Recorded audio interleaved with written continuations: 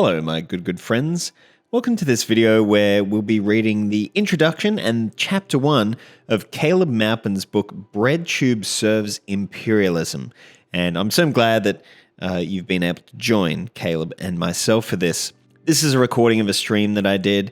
The video quality is not great. My internet is terrible, and so it's recorded basically using a toilet roll, but hopefully you still enjoy it. Before we get into it, I just want to thank my wonderful patrons. In Puppy Preschool, Ben Snow and Extremely Online Left, my guard doggos are Jordan Mark and Tristan Hennessy, and to A. Zeitlo, Dangwin and Jackson Orville, you are very good boys. If you're interested in supporting the channel, please head on over to patreon.com/onlydogontheleft. Without much further ado, let's get into BreadTube Serves Imperialism.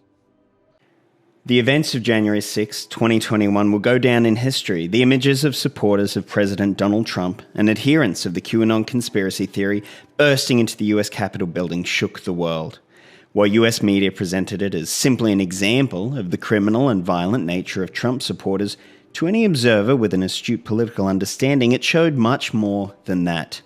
The extent to which FBI informers and other infiltrators were involved in helping the events to happen as they did has not yet been fully revealed. Such an occurrence was only allowed to happen because deep divisions exist within the US power structure. Within the circles of wealth and power, the intelligence agencies and the military, there are serious divisions. The pandemic, the bumbling government response at local and federal levels, and the resulting economic fallout has only exacerbated those differences. US society is in a deep crisis. The crisis is rooted not in multiculturalism, a lack of patriotism, or a lack of virtue signaling and woke sentiments, but in the fundamental problems of capitalism. Capitalism, the system of production organized for profit, is reaching a breaking point. A prolonged crisis of overproduction spawned by the computer revolution has made the long-standing problem of workers' competition with machines and poverty resulting from abundance far more deadly. Workers are suffering, the economy is stagnating, unrest is rising, and the influence of the United States around the world is in decline. Divisions in the ruling class. The trend which Karl Marx described in his pamphlet The 18th Brumaire of Louis Napoleon, in which one section of the capitalist class seeks to suppress other sections in an attempt to stabilize society and liquidate the crisis, is very much alive. The Obama administration, in an alliance with ExxonMobil, the Rockefellers, and the Silicon Valley tech giants, attempted to carry out strategies put forward by the Council on Foreign Relations and introduced measures to better control the US economy and strategically roll back the influence of Russia and China. Trump, aligned with capitalists like Betsy DeVos, Sheldon Adelson, Mike Lindell, the fracking corporations and military contractors, took moves to push back against these moves. What? Poorly written. The goal was to maintain a more libertarian economic model and secure the profits of those who lost out from Obama's maneuvers. In the 1980s, the US ruling class seemed to be in a state of near unity, and the US economy was strong. Ronald Reagan remarked, "We are all friends after 6 o'clock," when speaking of the elected officials in Washington, D.C. The events on January 6th indicate pretty clearly the opposite state of affairs. The January 6th events reminded many of the events of August 11th and 12th, 2017 in Charlottesville. A crowd of white nationalists and conservatives assembled for a torch-lit march, and the following day held a public demonstration to oppose the removal of a monument to the Confederacy. At the demonstration on August 12th, left-wing activists mobilized to counter the racists. Scuffles took place and a white supremacist activist plowed his car into a crowd of leftists, killing Heather Heyer. A police helicopter also crashed, killing 2 state troopers. In other writings, such as my book Kamala Harris and the Future of America, I have provided extensive analysis of the divisions within the US ruling class. I focus on how these divisions have evolved over the course of the last decades and what the various factions want. This text will focus on another aspect of the conflict. The Marxist composer Cornelius Cardew penned these lyrics describing the process of capitalist decay. The capitalists fight with one another to corner the markets and divide up the world. Their quest for maximum profits is the cause of war and puts us on the dole. Their greed leads us into a crisis, which they try to resolve with a more fascist state. Our struggle is against the capitalist system, so strike at the fascists as well as the cuts. I don't know how anyone takes Caleb seriously. Yeah. Look, I don't think I've watched anybody reading through or reacting to this book, so it's all going to be new to me, which is great. And I can only hear this in his voice, which is excellent. It has long been understood that as the capitalist crisis emerges, the various factions in the ruling class form political movements to serve them. These political movements target one section of the capitalist class on behalf of the other, while also mobilising against revolutionary forces that seek to overthrow the capitalist system. British intelligence officer Frank Kitson described the practice of forming counter-gangs in Kenya to fight against the Land and Freedom Army. These were pseudo-revolutionary groups that collected intelligence and helped the British Empire to defeat the Mau Mau uprising. Kitson later pioneered the British intelligence strategy of arming Protestant fanatics to target the Irish Republican Army during the 1980s. William S. Lind, the Pentagon strategist and military analyst, has developed the concept of fourth-generation warfare, in which non-state actors are utilised by great powers in their efforts to undermine rivals. My general view of him, I know the online left take the piss. So look, the two reasons that I think people take the piss, one is obviously the Thought Slime videos where, Thought Slime mispronounced Burger King as Borger King in an effort to be, funny, and Caleb took that as some weird notion that that Thought Slime was some, bougie, never worked a day in his life, and, whereas Caleb was, down with the working class. So that kind of strange, like he's a millennial, basically. Like, I think he's about my age, but he's a little bit disconnected from internet stuff. Like, he's not terminally online, and so he misinterprets things. And the other thing, and I think it's kind of linked to that, is he seems too sincere all the time, and like everything, he's just always a little bit too serious. And so I think from that, people, take the piss of him as well. Look, and I've only been exposed to him through really other people's stuff and some of his things on Twitter, which, again, he's really self-righteous and self-assured and a little bit too serious, I would say. So, that's my general impression of him. And already reading the first few pages of this, I feel as though he has kind of a reductionist view of the world, almost like a mechanistic view, like everything is planned out, everything is, strategized, everything is, important players moving behind the scenes. Which I guess is why he's a tanky, All right. Endless pages have been written about how the right-wing faction of US Capitol is utilizing white nationalists, QAnon, libertarians, the Tea Party, and other rightists as a counter-gang of non-state actors to fight on their behalf.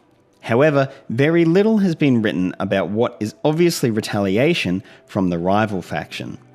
The internet culture of social justice warriors and the emergence of a group of pseudo-leftist internet voices called BreadTube is an attempt to counter the influence of right-wing voices among the US population with a covert backing of the rival faction of imperialists.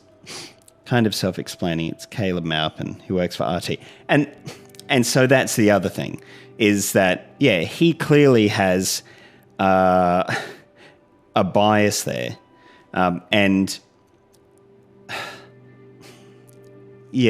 That kind of left, I guess, tanky section of the left that view anything that, RT do as ideologically neutral or ideologically beneficial or something. It's always, they're super critical of the US and the US media landscape, and they're not at all critical of the people that they, support, which irks me, I guess. he is such a tanky, the kind of person who calls criticism of communist countries CIA propaganda. Exactly. And that kind of goes to that whole, when I described him as really reductionist and like mechanistic or something, like he has this view as everybody that, opposes anything in Russia or in China as some CIA psyop instead of people just sitting back and being able to analyze things. BreadTube has covert backing covering. Yeah, I know. I'm waiting for my CIA dollars to come through as well. Countering the right wing is certainly a noble effort, as the racism, destructive economic ideas, and delusional conspiracy theories coming from the Trump faction are certainly problematic. However, the BreadTube current are loyal servants of the more liberal faction among the imperialists, and as such they have engaged in a second mission. In addition to countering the right-wing faction, the second task the BreadTube milieu has engaged in is an effort to purge left-wing circles of all illiberal, anti-imperialist voices and, to some extent, all voices that are genuinely anti-capitalist. In order to transform leftism into nothing but lockstep servitude of their preferred faction among the ruling class, they seek to equate Marxist-Leninists and 21st century socialists with the far right. This is going to be wild, how he chooses to justify this. Sorry if that sounded rude. Just joined the stream, and after you talked about that, just came to mind. No, that didn't sound rude at all. Don't worry. We know the CIA told you to review this book. Oh my God, Ryan, shut up! You're gonna blow my cover. There's literally some dude behind me with a gun right now. It's like got it cocked at my head. Make Caleb look stupid. All right, lessons from the 1930s. Okay, and this, so apparently I do have lots to say about Caleb Maupin. So I'm a modern history teacher, and I teach, Nazi Germany, where we look at kind of the experience for normal people in Nazi Germany. But he is so ensconced in historical socialism that I think he tries to carry that narrative through whatever is happening currently. And so he always seeks to turn whatever, he's dealing with or whatever he's analyzing, he kind of tries to contort it and fit it into this neat narrative where he can look at all the historical stuff that happened and say, see, it's just exactly like that. So, BreadTube's efforts are reminiscent of the efforts by the Social Democrats following the Russian Revolution. During the 1920s and up until the mid-1930s, the various parties that had once made up the Second International said, our main enemy is on the left. In the name of opposing communism, the Social Democrats, including the Socialist Party of America, sought to have communists banned from labor unions, suppressed by the government, and thrown in prison. In Weimar Germany, the Social Democratic Party formed its own militia to suppress the German Communist Party. In events like the infamous Bloody May of 1929 in Berlin's Wedding District, police officers and others associated with the Social Democratic Party killed 33 communists while suppressing an uprising. In response, communists across the world accused Social Democrats of being social fascists. British communist theoretician R. Palm Dutt composed an important book entitled Fascism and Social Revolution, arguing that Social Democrats ultimately served the same purpose as Italian fascisti, brutally suppressing communists and stabilizing capitalism. In 1935, the Soviet Union faced the threat of Nazi invasion, and global politics had significantly shifted as a result of Hitler's seizure of power. The communists of the world reoriented to building a people's front. They aligned with Social Democrats.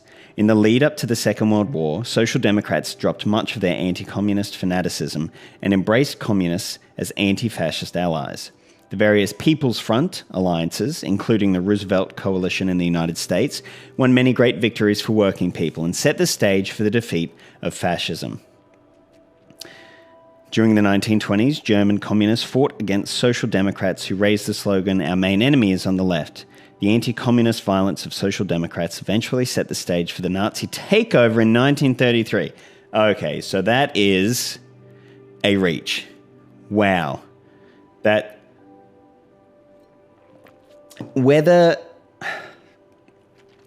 So, he is very clearly well-read and very clearly has a really good understanding of history. So I can't help but think that this is a deliberate misrepresentation. Like, if I'm going to steelman him, this is, at the very least, a deliberate misrepresentation of what happened to the incredibly varied...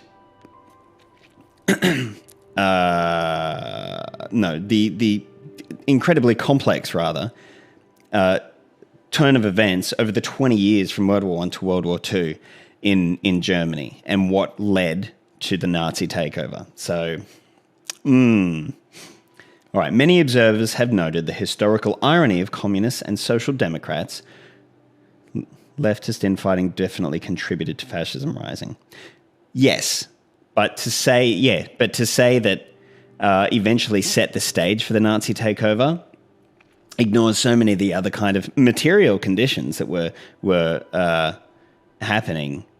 The SDB imploded. Absolutely, they turned out to be ineffectual. But whether that was like directly linked to them, not liking communists. Many observers have noted the historical. Many observers have noted the historical irony of communists and social democrats who literally killed each other in Germany, France, Britain, and elsewhere, joining arm in arm shortly afterward. However, circumstances had changed. The realignment resulted in a convergence of interests. The Social Democrats faced the threat of extermination from fascists who were aligned with industrial capitalists and militarists. Communists also faced extermination from fascists, and the Soviet Union realized a Nazi invasion was inevitable. This common interest in defeating fascism brought the two trends together during the Popular Front era and the Second World War. More dangerous than social democracy. While many lessons can be learned from this period, it must be noted that much of BreadTube's ideology is fundamentally more dangerous to those who seek to overturn capitalism than social democracy was during the 1920s and early 1930s. While the Social Democrats of the 1920s and 30s opposed the Soviet Union and the Communist parties, they accepted the overall Marxist analysis of capitalism. Social Democrats worked in labour unions and sought to increase the living standards of working people. Social Democrats believed history was moving forward and that technological progress was a good thing. Social Democrats sought, through gradual reform, to eventually establish a society where the means of production operated according to a rational central plan. The prevailing voices on BreadTube do not share these goals with Marxists. The prevailing BreadTube view is that the living standards of working people in the United States and throughout the world are too high and that consumption must be reduced. What? BreadTube voices generally argue that advocating for living standards to increase or analysing society in terms of wage workers and capitalists is an ideological crime known as class reductionism. BreadTube voices generally believe technological progress is an affront to Mother Nature and that societies around the world that are kept in a state of deindustrialization and underdevelopment are more pure and beautiful, close to some kind of spiritual ideal. BreadTubers generally reject the need for a centrally planned economy, but instead favour gradually transitioning to a profit-centred economy where workers receive a share of the profits rather than a set hourly wage. What the hell is he talking about? Deindustrialization more pure and beautiful? Like, I hope the reason that he's put those in in commas is because he's going to give sources for that. This is ridiculous. Like, the only thing that I think here that he's kind of grabbed onto is Richard Wolff and the notion of co-ops is relatively popular, I would say, on the left on YouTube. And as kind of like a next step after, militant unionization. Never heard of BreadTuber being an anarcho-primitivist. I know, right? Like, who was that? Was it the Khmer Rouge? Was it those dudes that were like super? They were like anarcho-primitivists. They were like Marxist-Leninists, but like got rid of basically everything that he's saying here. What is he talking about? This is truly bizarre and hilarious, and I love this book already so far. All right. While social democracy in the 1920s and even today generally represents a watered-down pro-imperialist interpretation of Marxism, what BreadTubers believe in is fundamentally antithetical to Marxism. Marxism seeks to advance historical progress and create a society of vast abundance in which all inequality and the need for a state itself can fade away. Contrarily, BreadTube seeks to roll back the wheels of history, reduce the human population, end growth, and restore humans to some kind of primitive state of existence deemed to be moral and sustainable. Like, I'm. This is going to be wonderful when we actually get to his evidence. But all BreadTubers, like, not only do they make their living, or like the popular ones, with the internet, with computers, with technology, I would go so far as to say it's also their interest and their hobby and their vocation, like utilizing all of these kinds of technology. Like I don't know any kind of anti-technology YouTube. Like, this is just weird as hell. Okay, so while social democracy in the 1920s tended to oppose illegal activities and militant labor activism, BreadTube has taken the opposite extreme. BreadTubers tend to favour an escalation of street violence against the right wing at a time when these forces are much better armed and have a much better organised base among the population. Is this just them because they're in favour of like BLM and stuff? If the eventual escalation that BreadTubers seem committed to inciting were to occur, the result would most likely be a huge crackdown on all political activism by the state, if not an outright victory for the right wing. So much wild speculation here as well. All BreadTubers hate technology. That's why being online is their job. Absolutely. And terminally online. Like, online too much, I would say, particularly going on Twitter. Like, they need to get out into pure nature. Furthermore, BreadTube often seems to almost incite lawless violence and hooliganism against Marxist-Leninists, 21st century socialists, and anti-imperialists at the same time that they call for mob violence against the right wing. BreadTube is actively working to change the political discourse, labeling anti-war and anti-imperialist voices as red browns and Nazbols. That's because he's with the Nazbol guy. Equating them with Nazis and setting the stage of mob violence and state repression against them. What is he talking about? I mean, man, I was going to skip over this introduction and just go straight to like chapter 1 because introductions are usually not worth it. I am so glad I did not do this. This is the most compelling introduction I've ever read for a book. It may have been incorrect to label the social democrats of the 1920s social fascists, despite the fact that they advocated and engaged in violent repression against revolutionary forces. However, a much more explicitly fascist streak can be found in the BreadTube milieu. BreadTube's opposition to historical progress and growth evokes fascist Julius Evolar's references to the demonic nature of the economy and carries with it the genocidal legacy of eugenics and Malthusianism. BreadTube's fetishization of street violence and action over ideology, pushing left-minded youth toward a premature violent confrontation, also parallels Mussolini's political trajectory as described in his autobiography. BreadTube's implied calls for violence and political repression of anti-imperialist voices certainly brings forth memories of the Nazi stormtroopers. Oh my God. Yeah, this was written by an obvious fascist. No one else could get so many things wrong, even if they tried to. This is hilarious. This is the most wild take in the world. So, because I put up that thing recently where I was like, look, I'm going to pivot and focus on Australian content. And somebody recommended that I respond to this book. And I thought, okay, it's obviously, you know, American focused, but part of my, you know, pivot was away from what, you know, some of the criticisms that I have of the online left. And so I was like, oh, maybe Caleb has also, in his analysis, identified some of the same things as me. But wow, not at all. This is so much better. I mean, this is why he's a published author, isn't it? This is why he's getting flown to all these different countries. I got to up my game. Okay.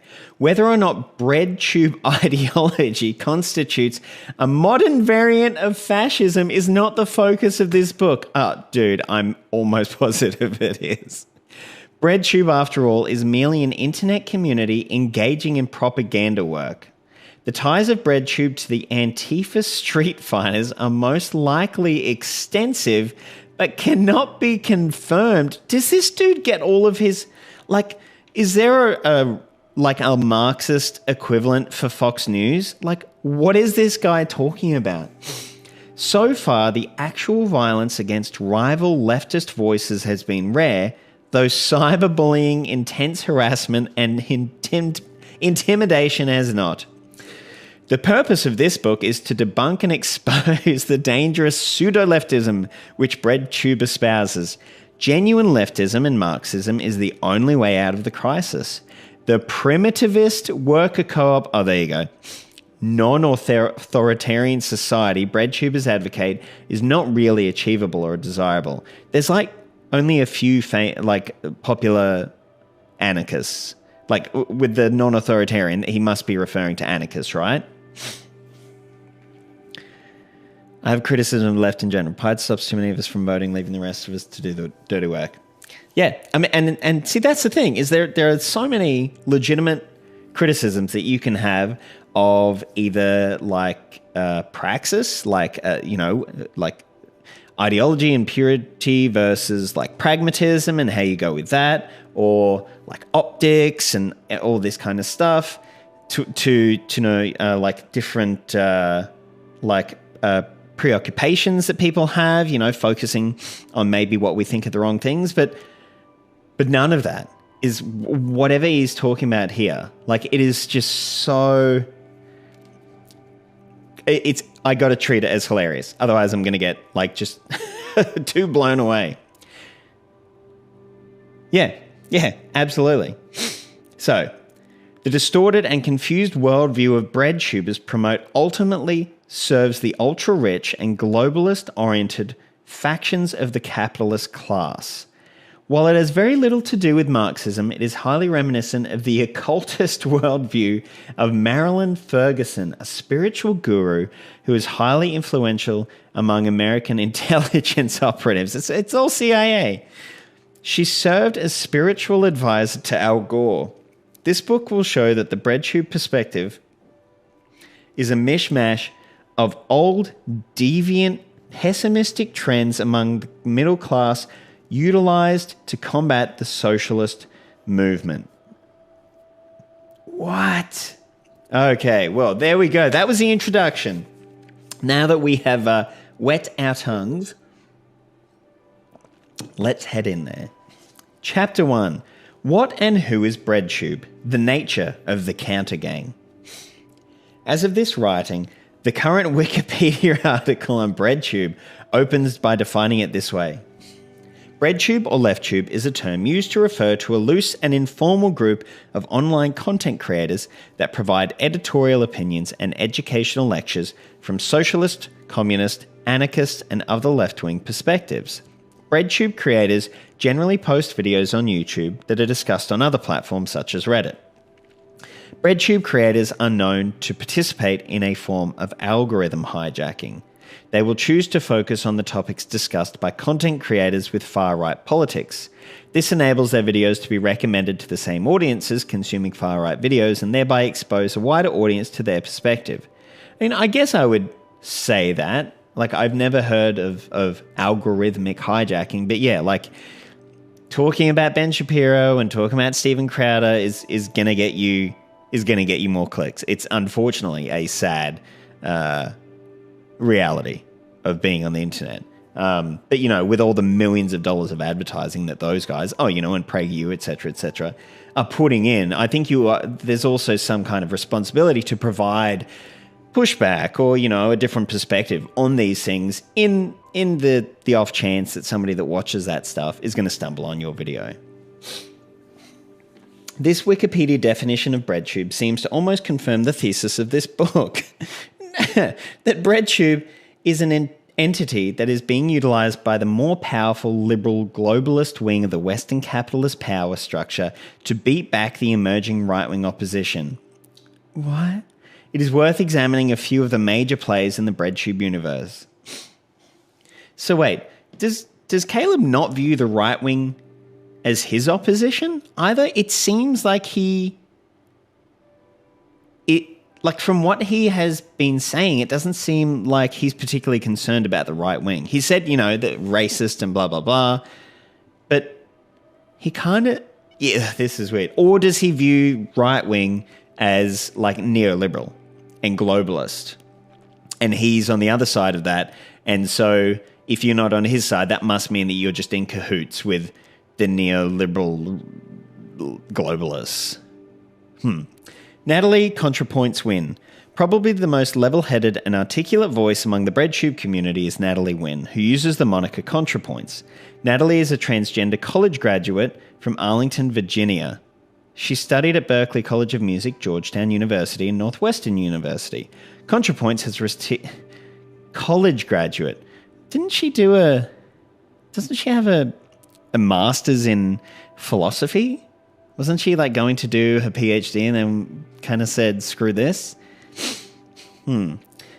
ContraPoints has received advertising from mainstream US capitalist media, with outlets like the New York Times and the New Yorker giving their stamp of approval for her supposedly anti-capitalist rhetoric. The Southern Poverty Law Center, which equates black nationalists with Nazis and has pushed the narrative that anti-war leftists are red-brown crypto-fascists, has approvingly cited Natalie Wynn in their reports and praised her efforts. This seems like... So, ContraPoints has received advertising. Do you mean they've written articles on her? I don't know if I would say that is advertising. In a very kind of... yeah, you can say that, but then everything like that is advertising, right? Has received advertising from. That's just a very, again, disingenuous way, I feel, to put that. Yeah, right. Yeah, no, exactly. She got her master's. Just to say she's a college graduate, then I feel, yeah, exactly. And so already, what are we? We're 10 pages in, and I'm identifying these trends where the language that he is using, like up here where it says, the Southern Poverty Law has pushed the narrative that anti-war leftists are red-brown crypto-fascists. He doesn't state who they are. What group is he talking about here? Because, and I feel like he knows that if he puts the group there, people will go and Google it and find out that analysis is probably correct. And so he's intentionally just kind of said it as anti-war leftists. Dude, understatement may be an understatement. Yeah. All right. ContraPoints has produced a number of high-budget videos intended to refute right-wing ideas and urging the left to be more coherent in presenting an alternative message. Only just jumped on, but ContraPoints anti-capitalist, really. Oh, we will see. Urging left to be more coherent in presenting an alternative message. While her content is certainly of a much higher quality than other BreadTubers and contains a level of intellectual depth and engagement most BreadTubers are incapable of, ContraPoints is not particularly loved. ContraPoints has been targeted viciously by her own BreadTube community, accused of empathizing with bigots. Trying to understand right-wing views and why people adopt them is deemed an unforgivable crime by those who argue that only violence and cancel culture should be the response. This is I would not be surprised if Caleb works for Fox News. This is the most hilarious view of the left I have seen. So Caleb is he's a Marxist. He's an activist. Like, he, for over a decade, has been super active in the American political sphere, like Occupy Wall Street, or anti-war rallies. He really has been, like, you know, out and doing his thing. And yeah, but he's kind of fallen ass backwards now into BreadTube, and it didn't work out so well, and now he's written this whole book about it. And instead of, like I was saying before, you know, just talking about how that there are some criticisms that you can have about LeftTube that I have about it. He's saying that they're like almost worse than Nazis. It's so great. All right. This is a common viewpoint among BreadTube voices. ContraPoints, herself transgender, has been critical of the ideology advocated by much of the trans movement, deconstructing some of the prevailing interpretations of what transgenderism means. This has also made her the target of lengthy harassment campaigns. And so that's that video with Jyoti Brar, the head of the British Communist Party, and where she was talking about transgender ideology. And again, it's his specific and particular use of language that is now, yeah, okay. And up here, like, accused of empathizing with bigots. Now, I thought he was going to have a few different, bit of a troll. Yeah. Oh, true. Okay, there you go. I thought he was going to have some more stuff there. But no, he just had one thing. I really like ContraPoints in her work, but she's a reformist liberal at best politically. Probably. Like, I think, you know, and there's a spectrum on YouTube. There's a spectrum of, like, reformist liberals to, you know, anarchists, anarcho-communists, Marxist-Leninists, and so the whole BreadTube thing, you know, because someone like ContraPoints, yeah, is a reformist liberal. You know, probably a sock dem or a dem sock. Whereas then you have, like, Marxist-Leninists also on YouTube, or, yeah, narco-communists. And they sort of occupy the same space and they kind of do the same thing, but lumping them all in together like Caleb's trying to do here just doesn't work. And it ends up apparently where you have to just call them all Nazis. ContraPoints generally puts forward the view that the US government has been infiltrated by a secret Nazi conspiracy and that the role of leftists is to protect the establishment by rooting out this conspiracy. Wynne urged leftists to vote for Joe Biden in a video where she compared advocating socialist revolution to suicidal ideation. That is a lot. Those two sentences have done a lot. ContraPoints generally puts forward the view that the US government has been infiltrated by a secret Nazi conspiracy, and that the role of leftists is to protect the establishment by rooting out this conspiracy. I love that there are no footnotes to this. No, or maybe at the end of each chapter, he is going to have a list of sources. Like, link to those videos. That's the easiest thing. Link to the videos. Yeah, exactly. Source. Like, what? But if it's on YouTube, like, if these things are in videos, link to the videos. All right. Okay. H.Bomberguy Brewers. So I got to say, H.Bomberguy was one of the people, one of the first people that got me like into the left, and it was because of his like gaming and it was the Davis Aurini shit that he was doing. That is what like got me into his content, and then got me into more like left-wing content online. Okay, but let's see what Caleb thinks about him. Harris Michael Brewis, who uses the internet moniker H.Bomberguy, much like ContraPoints, devotes much of his content to debunking the views of right-wingers, not to promoting Marxism. Okay. Brewis is based in Britain and is a member of the Labour Party and a supporter of Jeremy Corbyn. His videos largely focus on debunking the claims of pickup artists, flat earth conspiracists, and those who allege that soybeans reduce testosterone. I love that. He also comments on video games, movies, and other cultural topics. One of Brewis's greatest achievements was a fundraising stream for the British transgender advocacy and charity organisation known as Mermaids.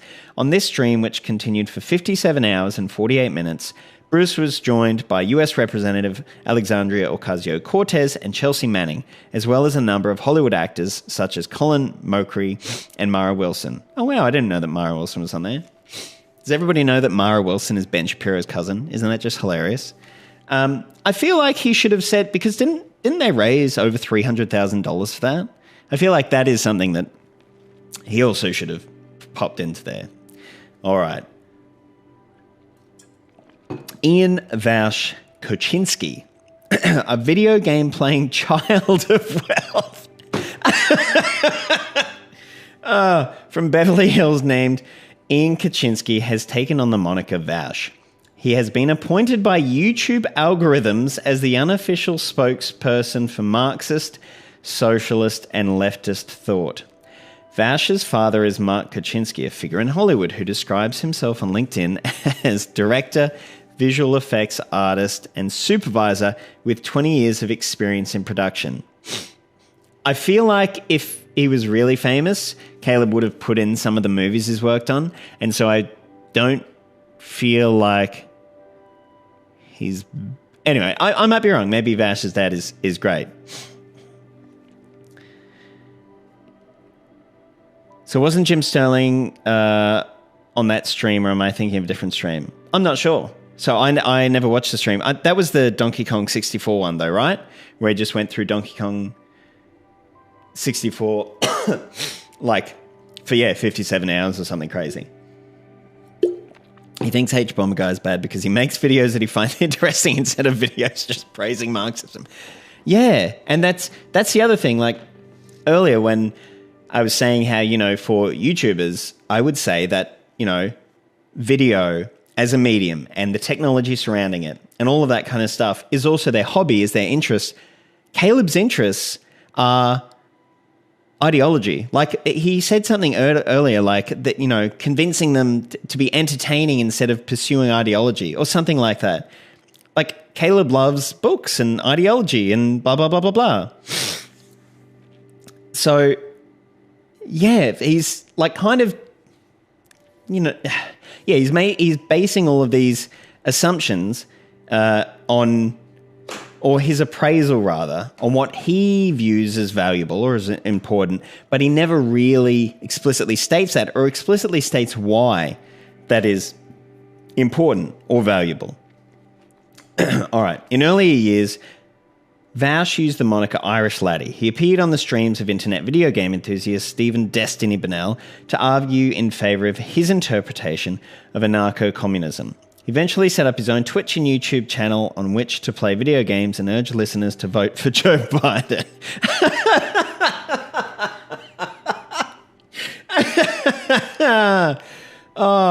On his streams, Ian often claims there is a secret Nazi conspiracy that has infiltrated the US government. What does anybody know what he's talking about when he's saying a secret Nazi conspiracy that has infiltrated the US government? Because he said that now about Vaush and about, or Vaush? Vaush?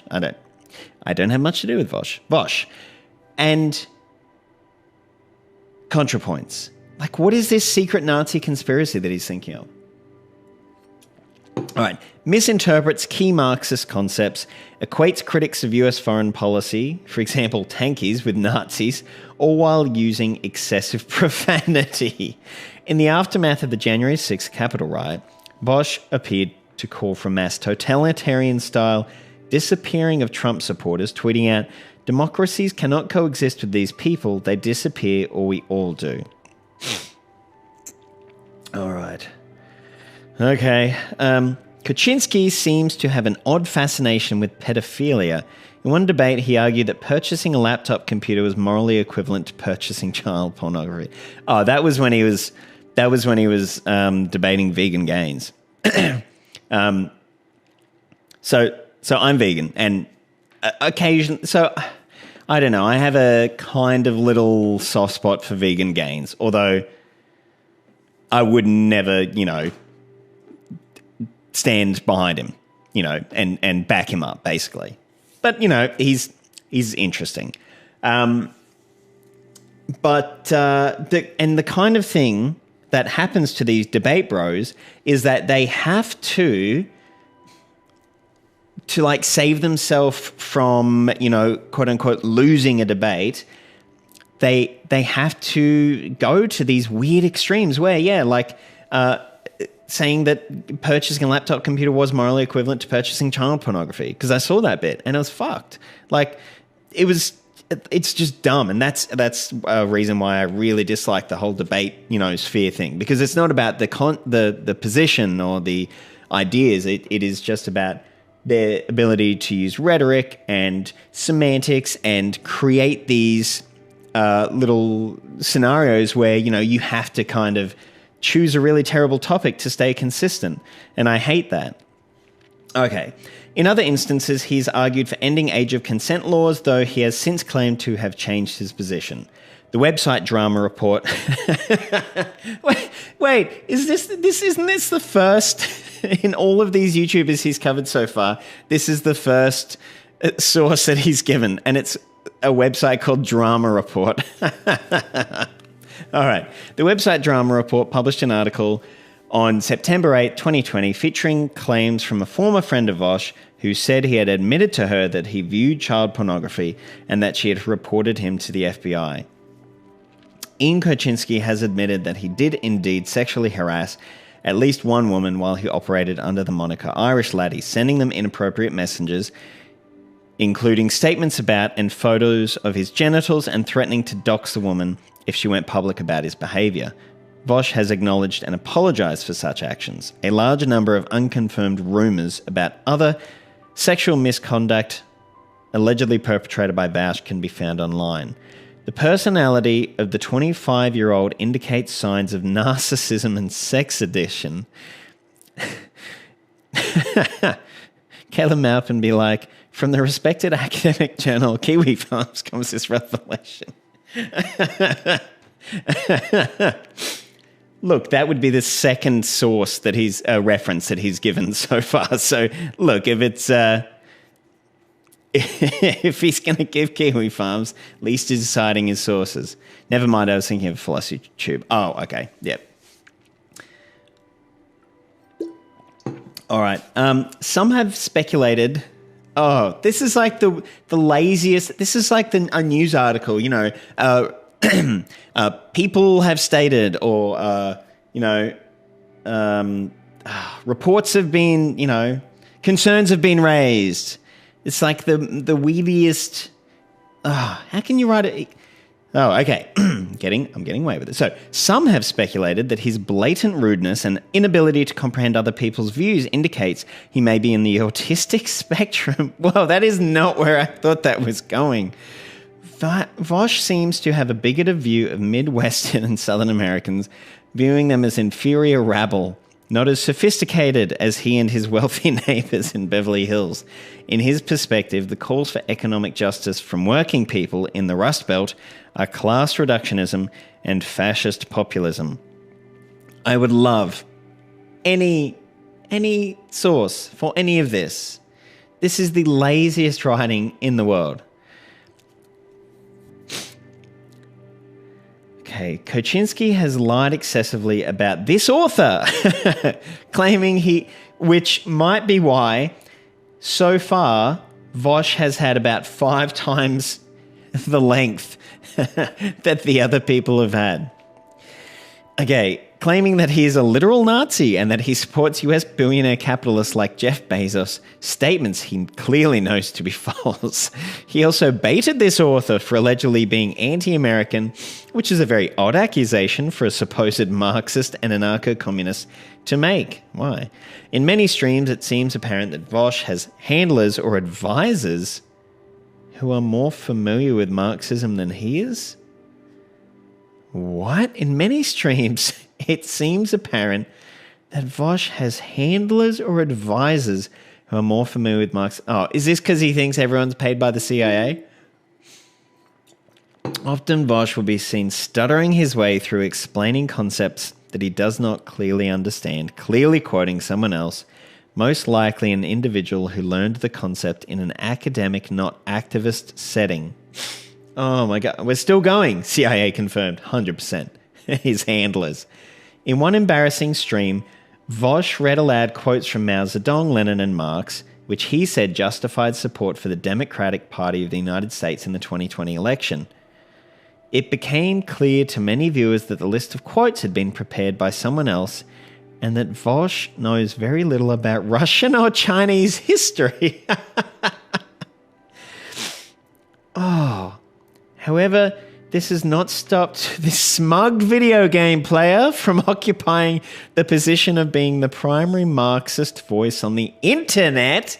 What are you... Oh my God. That's Richard Wolff. Richard Wolff is literally the, biggest Marxist. Marxian, as he says. What is he... But again, he doesn't even... He didn't say that the quotes didn't support his claim. He just said that, but I don't actually think he wrote those quotes. He didn't even... Oh, man. Okay. All right, we're going to keep going. Vaush, how long is this Vaush bit going to go for? He really hates him. Okay. Can't believe my autistic ass gets lumped in with Vaush.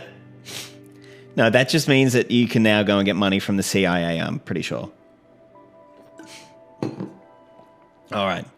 Vaush routinely quotes from Radio Free Asia and other US State Department propaganda outlets, treating them as reliable sources of information while deeming all media from anti-imperialist countries or putting forward an anti-imperialist perspective to be non-credible.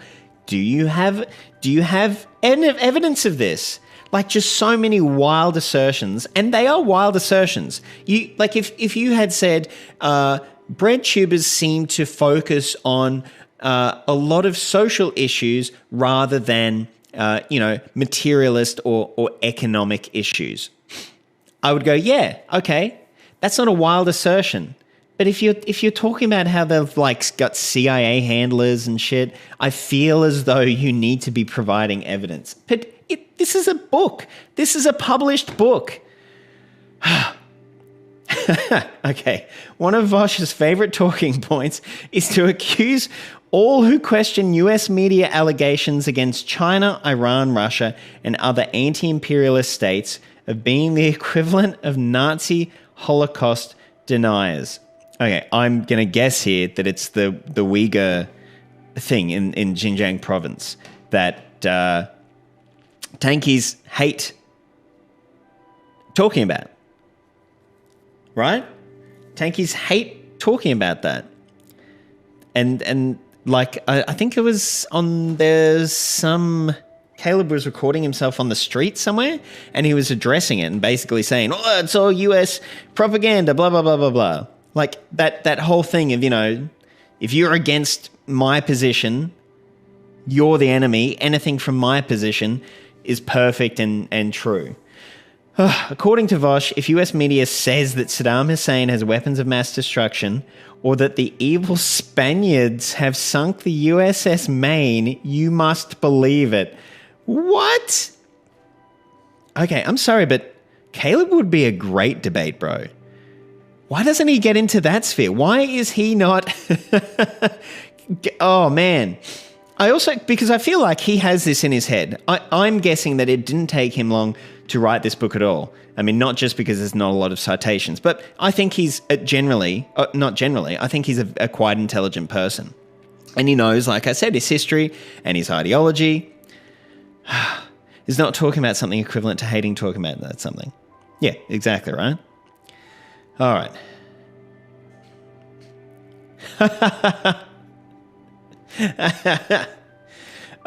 We'll see. Maybe you're in there. I mean, are you, Radical Review, are you getting your CIA kickback money? I hope you are. If you're not, you need to hit up Vaush's handlers. Yeah. Okay. Evil Spaniards. Oh, man, this is the best book I've ever read. Okay. If you do not, you are the same as a neo-Nazi and deserve to be beaten up by Antifa, if not disappeared in order to protect the great American democracy. You deserve to be beaten up by Antifa. Oh, Caleb, my sweet, sweet boy. All right, Socialism Done Left. An individual using the name Socialism Done Left on Twitter and YouTube grabbed some widespread attention when it was revealed that they may not actually be a leftist at all. What? Is this a year 8, magazine article that... Oh, okay. According to an article published by Vice News... Oh, okay, here we go. We've got our second citation of the thing, and it's Vice. So we've had Drama Alert, and now we've had Vice. Excellent. Anti-imperialist Vice, I guess. Okay. Socialism Done Left is a socialist YouTuber in the broad, loosely categorized group of YouTubers that's been dubbed BreadTube by fans. While Socialism Done Left normally pushes for progressive policies, the leaked Discord messages, which include dozens of overtly racist comments about black people, anti-Semitic conspiracy theories, and Islamophobia, show that the public personas of some BreadTubers are at odds with what they say behind the scenes. It has also raised questions about whose side some of these streamers and YouTube personalities are really on.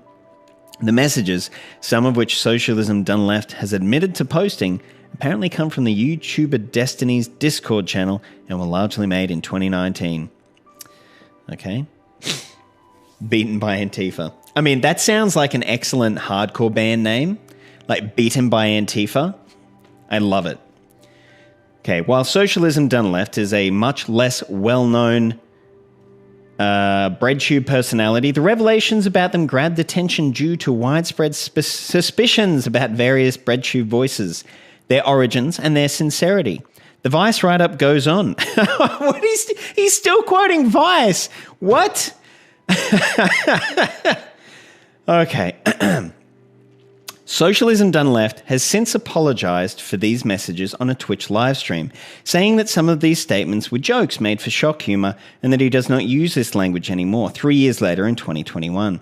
He also said that in some cases he was mimicking the language of racists and emphasized that he doesn't find this language acceptable.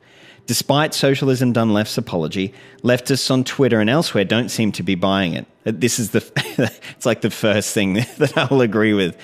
I 100% think that leftists on Twitter would go off. Okay. Or at least they don't feel obligated to trust or listen to this person any longer. Okay. Naming my next band Beaten by Antifa. Excellent. CIA doing extrajudicial rendering to black sites. Now, the real problem with the CIA is creating lefty Twitter accounts who are occasionally mean to me. Complains about CIA sites Vice. Oh, Caleb. Wow.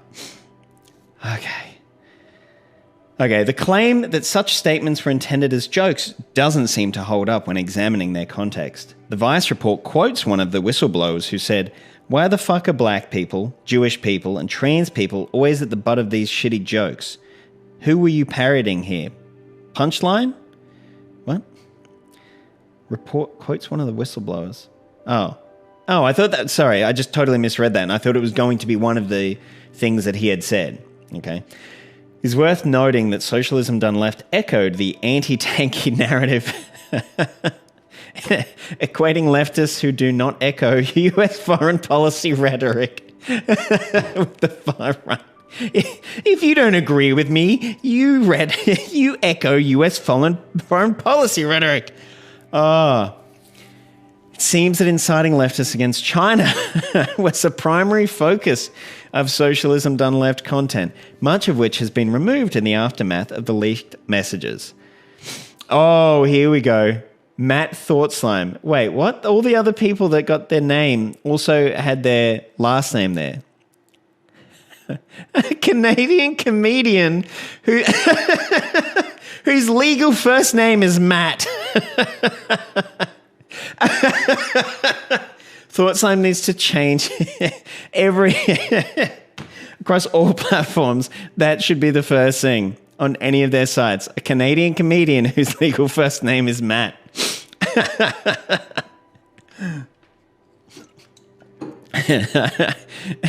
Doctor in internet drama. Well, then he'll be able to write for Drama Alert. Okay, is one of the primary voices on the internet purporting to be an expert on Marxism and anarchism. I don't think Thoughtslime does purport that. Matt identifies as non-binary, meaning they do not identify with either the male or female gender, and prefers to be referred to as they rather than he or she.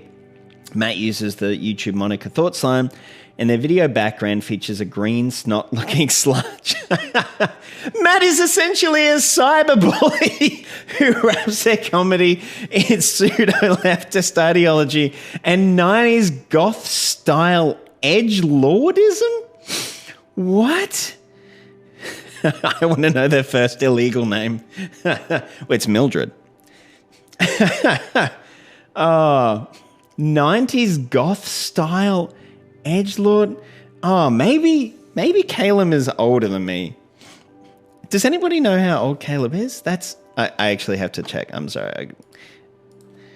All right. Okay, Caleb. No. Jimmy Dore. People also search for Jimmy Dore. Of course they do. Okay, I don't know. Age. Caleb Mappin age.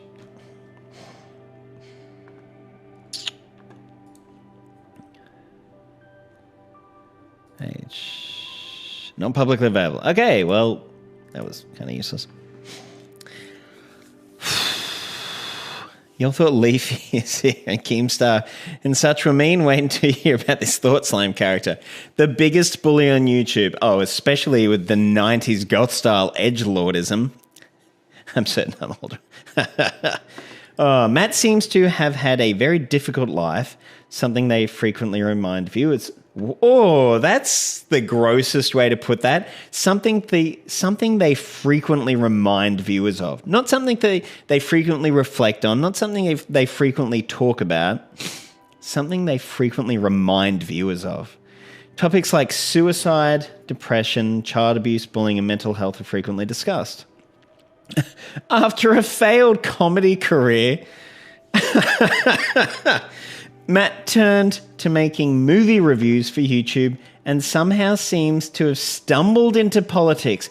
All the early Thoughtslime, like Thoughtslime 1.0 with the like little cartoons, were all politics. Like all the intro to anarchy and like they are some of the I love all of that earlier Thoughtslime stuff. It was only like maybe 2 years ago that Scaredy Cats got up off the ground. Wow. Stumbled into politics. According to YouTube Wiki Fandom, Matt's mother is Colleen Estevez, a convicted white-collar criminal. Oh, what is this? Like, it's like going through all of Vaush's stuff. Like, I thought the whole thing was about the kind of ideology that they're pushing. Not trying to dig up dirt on them. According to a CBC report dated September 26, 2013, Estevez worked with, hell yeah, Old School Thought, Simon Comrade, Maxwell and such. Yeah, that was super good. I still go back and watch a bunch of those every now and again, and I'm consistently, maybe not surprised, but in awe at the conciseness that he's able to use, as well as the great analogies and the like narrative that is weaved through them that makes them so easy to take on. Maybe TS had some now deleted videos at movie reviews. Possibly. How would Caleb know? Oh, I've just realized that we've got another source. YouTube Wiki Fandom. Oh, and a CBS report. So wait, has he done more research about Matt's mum than everyone else? I'm not reading this cringe white supremacist book. No, that's why I am. And we're all laughing at. I also found it online. I did not buy it. Okay. Estevez worked with Human Resources and Skills Development Canada, as well as Service Canada, and deposited unauthorized funds into a joint account she held with her partner. Court was told during an earlier appearance that approximately $75,000 was deposited between January 27, 2007, August 2010. The court also heard that Estevez's partner had a gambling problem and that he would inform authorities if she stopped taking money. He eventually did when their relationship ended. The report states that Colleen Estevez pleaded guilty to fraud and breach of trust by a public official. Well, I don't think you can say that while Radical Review is here. A favorite dog on the left. No record exists of Matt ever being involved with any anarchist or communist organization or any activism aside from their online comedy screeds. Yeah, Tristan, I am.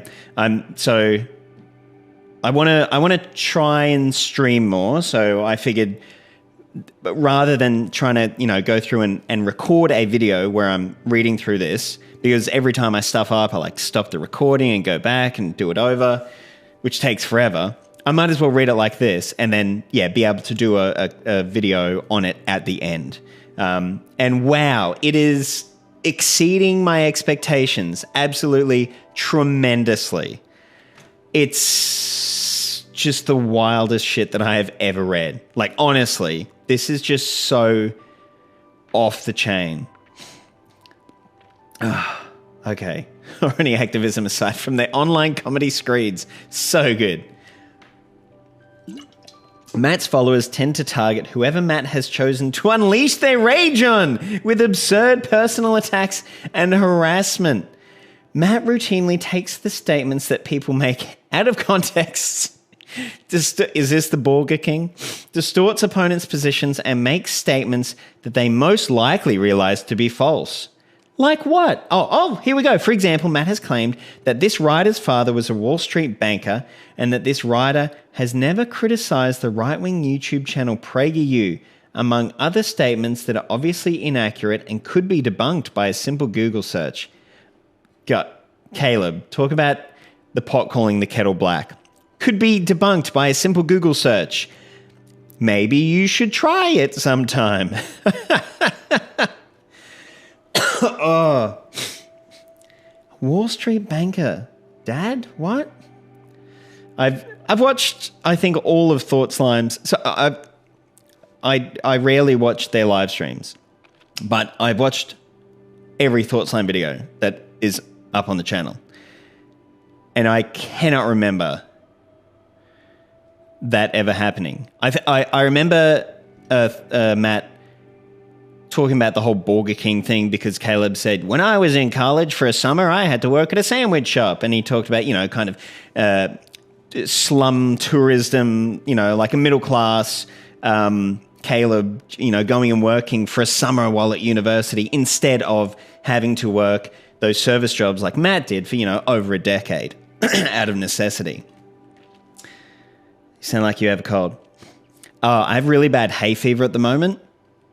And so I'm in, obviously, Australia, in Queensland, and it's summer, and everybody's mowing their lawns, and I've just got the worst hay fever and I'm going through so many different kinds of tablets currently.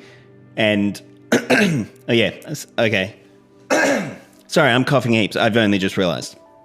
I'll try and tone it down. I read this book. It's a disaster.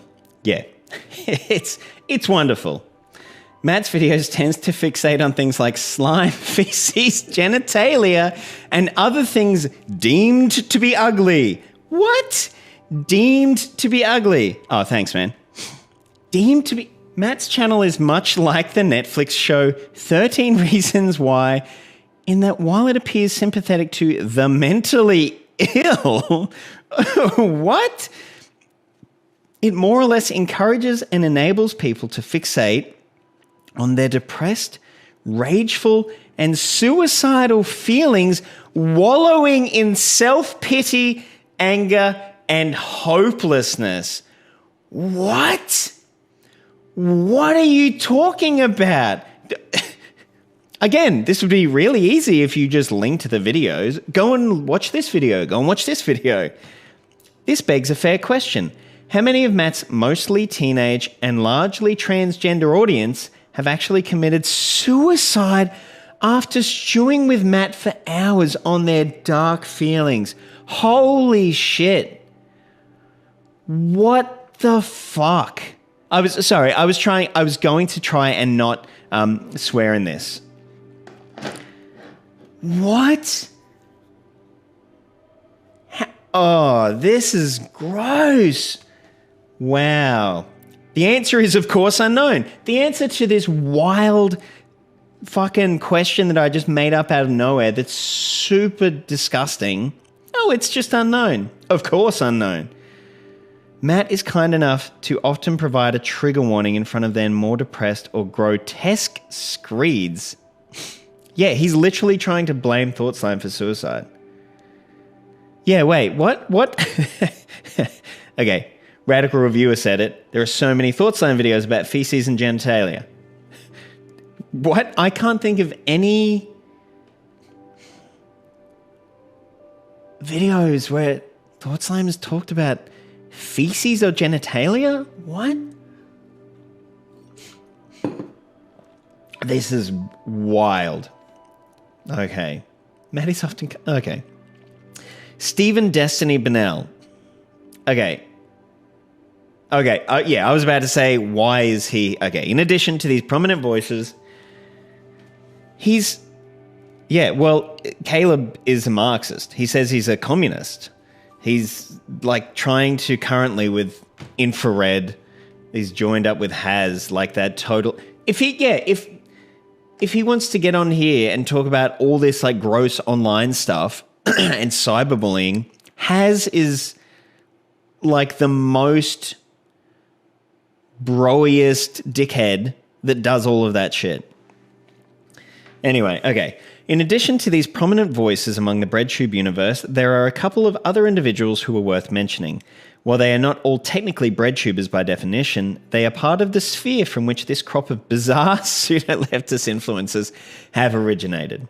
In 2011, a compulsive video game player from Nebraska quit his job as a carpet cleaner because he had figured out a method of making money entirely from playing the video game StarCraft 2. He also writes this. I mean, who is the audience for this? It's the way, because the way he's laying it out and how he talked about Matt being non-binary and then going on to do a really rudimentary explanation. It's clearly not for an audience. It's not for, like, LeftTube audiences or people who understand LeftTube or BreadTube, rather. I don't know. And this, like, a compulsive video game player, he's gonna make money from playing video games? Like, such boomer vibes. All right. Stephen Destiny Bennell had been live streaming his playing of the game online and made enough money from the advertising revenue that he was able to make a very sizable income and stop working elsewhere. This achievement made him quite famous among the internet video game community.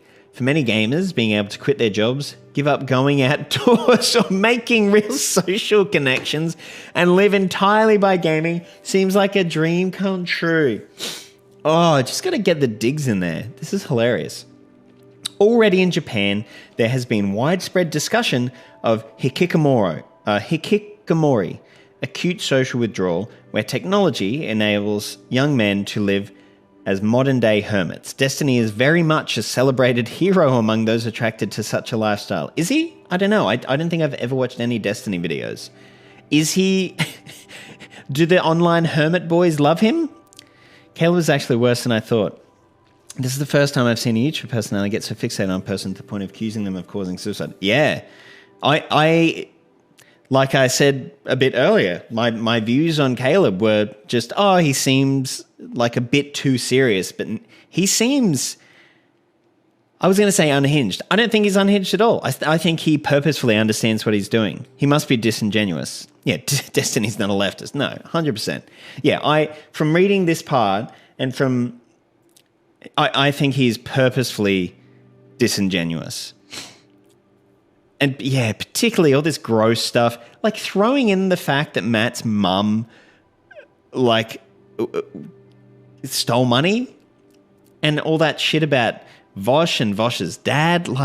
Especially has thought slime caused people to commit suicide? I guess we'll never know. Like, what the fuck? No, yeah. Destiny is literally just a debate, bro. I mean, he has the omni-liberal. He's like super centrist. Destiny was known to make political comments during his video game live streaming sessions. He generally classified himself as libertarian. However, in the aftermath of Donald Trump's election in 2016, Destiny shifted toward advocating more social democratic policies. He began having debates with white nationalists, conspiracy theorists, and others deemed to be the more dangerous segment of Trump's political base. I just thought he was cringe, but still amusing in a harmless way, but he's needlessly malicious. Yeah, he really... But I think it comes... you see the Vaush thing, how big a section Vaush got. ContraPoints and H.Bomberguy, 2 to 3 paragraphs each. Vaush, huge section. I imagine that Vaush has criticised him. Oh, no, he did. He called him a Nazi, and so he has to do a huge screed against Vaush. Thoughtslime has done a video on Caleb. So, obviously, huge screed against him. It's very clear that it's personal with him. Destiny's sudden shift away from video games and cynicism with libertarian individualism mixed in toward the vague liberalism of the anti-Trump movement was widely heralded in mainstream US media. An article from Wired, published January 15, 2020, was entitled, "Can This Notorious Troll Turn People Away from Extremism?" Again, just more citations from US propaganda. There, Caleb, good job. Destiny is not technically considered to be part of the BreadTube community. While he supported Joe Biden and advocated some left-wing policies like national healthcare, he explicitly rejects any form of communism, anarchism, or Marxism. Destiny is also known for having occasional right-wing turns. During the upsurge of Black Lives Matter protests in 2020, Destiny spoke with approval of right-wing activists and white supremacists who shot and killed protesters. Sorry, are these the violent protesters that the BreadTubers are urging to go out? The street-fighting Antifas? Amid a rant condemning the property destruction of Black Lives Matter activists, he proclaimed, "Are you kidding? Now we're getting..." So, this entire book is about BreadTube. How BreadTube serves imperialism. BreadTube serves imperialism. It's right there on the page right now. All of the BreadTubers that he has just talked about, he quoted none of them. But now, Destiny gets a quote. He quotes a line from a Destiny stream. If that means white redneck militia dudes out there mowing down protesters who they can torch buildings at 10 p.m., then at this point they have my blessing. The BreadTube community was quick to denounce him for such comments, and he suffered a significant financial loss as many former patrons were horrified. It is a bit of an embarrassment for the BreadTube community that he has functioned as their kingmaker. Ian Vaush Koczynski, for example, you've already said, you've introduced him. You don't have to say it like that anymore. You just say Vaush. We know, like, that's... You've written other books. How can you be a published author and not know this? For example, launched his career by being a frequent guest on Destiny's live streams. Most of BreadTube's big names can be traced back to some connection with Burnell. Like who? Who? Again, wow, your wild assertions would have been made better with, like, some evidence, with some justification. It should be noted that the author of this book's entire introduction to the BreadTube universe came from an invitation to debate Stephen Destiny Burnell. It should be noted that the author of this book's entire introduction, he is bad at writing. So it should be noted that the author of this book's entire introduction to the BreadTube universe came from an invitation to debate Stephen Destiny Burnell. Just say Destiny. You've already introduced him as Stephen Destiny Burnell. We know now that when you are referring to Destiny, that it means Stephen Burnell. Oh my God. Burnell, was entirely blown away by this writer's citing of actual data in defense of the existing socialist countries, and the debate resulted in a huge expansion of his social media following. Whose? This use of pronouns here is so confusing. A huge expansion in his social media. Burnell was entirely blown away by this writer's citing of actual data, and the debate resulted in a huge expansion of his social media. Who? Burnell approached the debate in a very smug manner. Much like this book, Caleb, one might say. Assuming that nowhere had socialist central planning, assuming that nowhere had socialist central planning ever had economic success. Among the debate at one point, Stephen sputtered out the phrase, "What does life expectancy prove?" revealing a darker Malthusian undertone in his worldview. Sargon, Dankula, Fuentes are also tied to Destiny, so what does that mean? Yeah, exactly.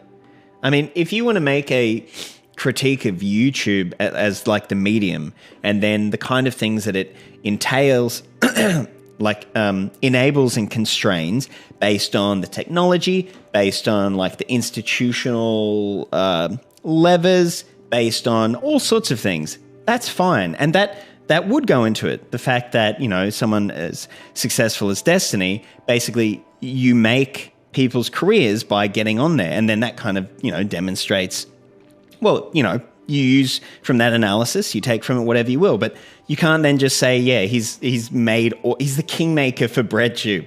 Like, what is he talking about? I mean, he's talking about shit, absolute shit. All right. Caleb Faraday speaks Kane. I've never heard of this guy. Caleb Kane was made temporarily famous. That's a brutal way to put it. That's so good. By a New York Times article published on June 8, 2019. The article is featured on the New York Times website. Wait, temporarily made famous. What did he say about ContraPoints? ContraPoints received advertisement from US media sources. Wouldn't this be advertisement as well? By that case, wouldn't Caleb's debate with Destiny have been an advertisement by the US propaganda function of the YouTube state? Anyway, with an intricate graphic and text that sounds almost like a movie trailer. Okay. Caleb Kane was a college dropout looking for direction. He turned to YouTube. Soon he was pulled into a far-right universe, watching thousands of videos filled with conspiracy theories, misogyny, and racism. I was brainwashed. That does not sound like a movie trailer. That sounds like the header of a news article that wants to get you to read it. It's short, it's succinct. Okay. The article seems on its surface to be a telling story of how an impressionable young man can be seduced by extremism and become a violent radical. The article opens with an account of him buying his first firearm. However, the actual details of Kane's story are quite disappointing. What? That's a strange way to put it. One source of this book's incohesive format is that it's clearly an excuse for him to just go after people he doesn't like. For example, Destiny isn't BreadTube, yet he mentioned it. Yeah, exactly. ticking off the 14 characters. Faraday speaks still identifies as a conservative, though he is known for escaping the pipeline. Right.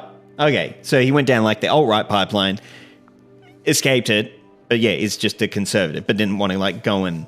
Okay. Why is he talking about him? What? Okay. Caleb Kane was a young man. Why does he say the first and last name? I will edit these books for you, Caleb. Caleb, if you're watching this, I don't know if you are going to like think I'm hating on you. Actually, after the last like hour and a half, yeah, I definitely have. But that's your fault. But I will edit these books for you, Caleb. This book better have pictures of Maupin's wallet photos with pins and red yarn explaining all these connections. I'm sure it is somewhere. But I mean, everything's just CIA. That's it. And this person I don't like? CIA. All right. Caleb Kane was a young man in West Virginia who had grown up in a conservative Christian family, but became more liberal as he matured. According to his own account, he dropped out of college following some psychological problems and began supporting himself by working at a warehouse. While working at the warehouse, he had lots of time to listen to YouTube videos and soon became a regular listener to Stefan Molyneux. Stefan is the anarcho-capitalist internet guru who is known to flirt with misogynist and racist ideas amid his overall libertarian perspective. He does not flirt with them. He does not flirt with misogynist and racist ideas. He is a racial IQ white supremacist. Now I'm not a white supremacist, but I am an empiricist. Fucking Stefan Molyneux. Okay, after listening to Molyneux regularly, he also consumed content from other racist and far-right commentators. Kane's story might be more compelling. What are you talking about? If from there he had become a terrorist or committed hate crimes, but it stops there. The New York Times narration has one expecting that Kane became a suicide bomber or mass shooter or joined armed attempts to overthrow the government. However, he did none of this. The extent of Kane's brainwashing was listening regularly to right-wing voices online. Holy shit. Just that, okay, that's why he was downplaying Stefan Molyneux's ideology and his associations, because he's just saying right-wing voices. Wasn't Caleb the one that was talking about like the importance of ideology earlier? Like, but also he does not see the right wing as dangerous, as his enemy. His enemy is not the right. Clearly, because he's like, oh, this kid needed to be a fucking suicide bomber or a mass shooter. But, oh, what? Oh man. Because okay. Kane eventually shifted his political views. A new girlfriend who had a more compassionate worldview and his changing life circumstances enabled him to de-radicalize and unbrainwash himself. Yet in Kane's interviews, he speaks as if he is repenting from the heaviest of sins. In one interview, he says with deep regret that at one point he considered going to the Charlottesville protests in 2017 but decided not to. What? Earlier on, Caleb talked about Charlottesville, and he talked about like the white supremacists killed, leftist activist Heather Heyer. Like he said that.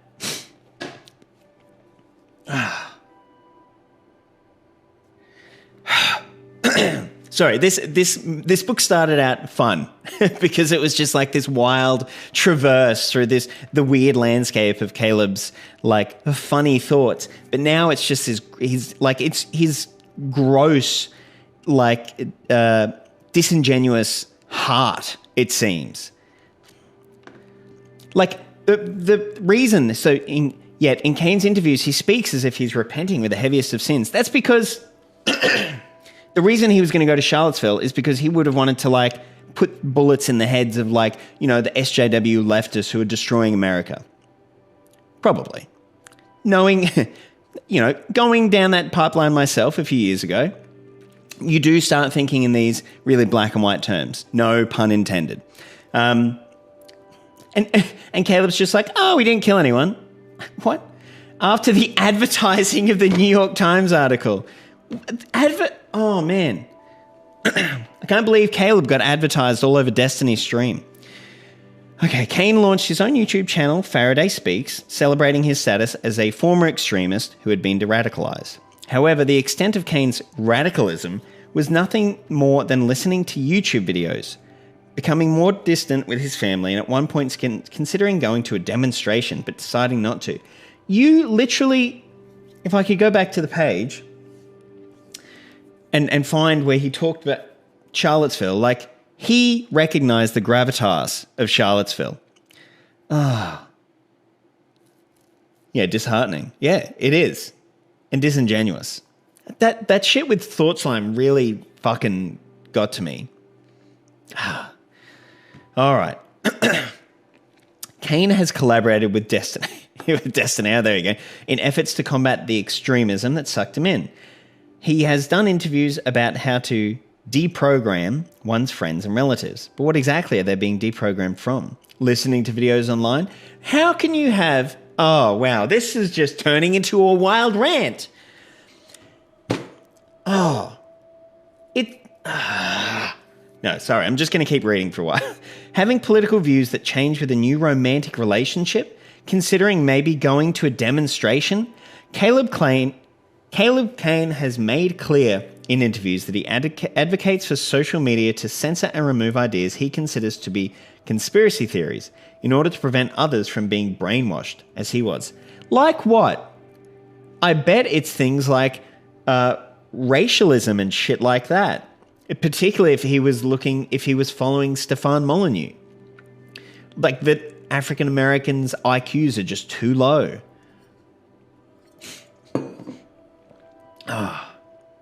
Caleb Kane's emergence. Just say either Caleb or Kane. We know it's Caleb Kane. Caleb Kane's emergence as a minor figure in the BreadTube universe, initiated and promoted by mainstream media voices like much like Destiny and ContraPoints, is almost comical. The nature of BreadTube as a poorly executed de-radicalization effort by the most powerful factions among the imperialists is made quite apparent. What?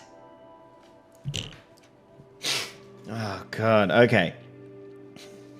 Dr. Steve Hassan. One figure who is definitely not part of the BreadTube universe, but certainly lurks in the background of discussions about deprogramming, is psychologist Dr. Steve Hassan.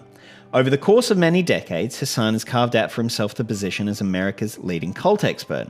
His books on what he calls cult mind control are widely circulated, and he appears on CIA propaganda news and other CIA outlets as an expert on the topic of brainwashing.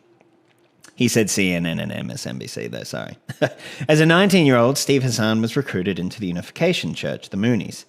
This is an anti-communist religious cult imported to the United States by the US Central Intelligence Agency to work against the growth of the communist organizations on college campuses.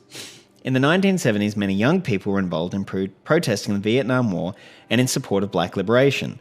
College campuses were a hotbed of recruitment for the Revolutionary Union, now the Revolutionary Communist Party, Youth Against War and Fascism, youth wing of Workers' World Party, and the Youth Workers' Liberation League, now the Young Communist League, youth wing of the Communist Party USA, and other anti-imperialist and revolutionary organizations. The Unification Church, a strange religious sect that worshipped a Korean pastor named Sun Myung Moon. So here we've got a picture. The rise of religious cults, such as the Unification Church during the 1970s, was intentionally fomented by US intelligence to counter the influence of Marxist-Leninist groups on college campuses.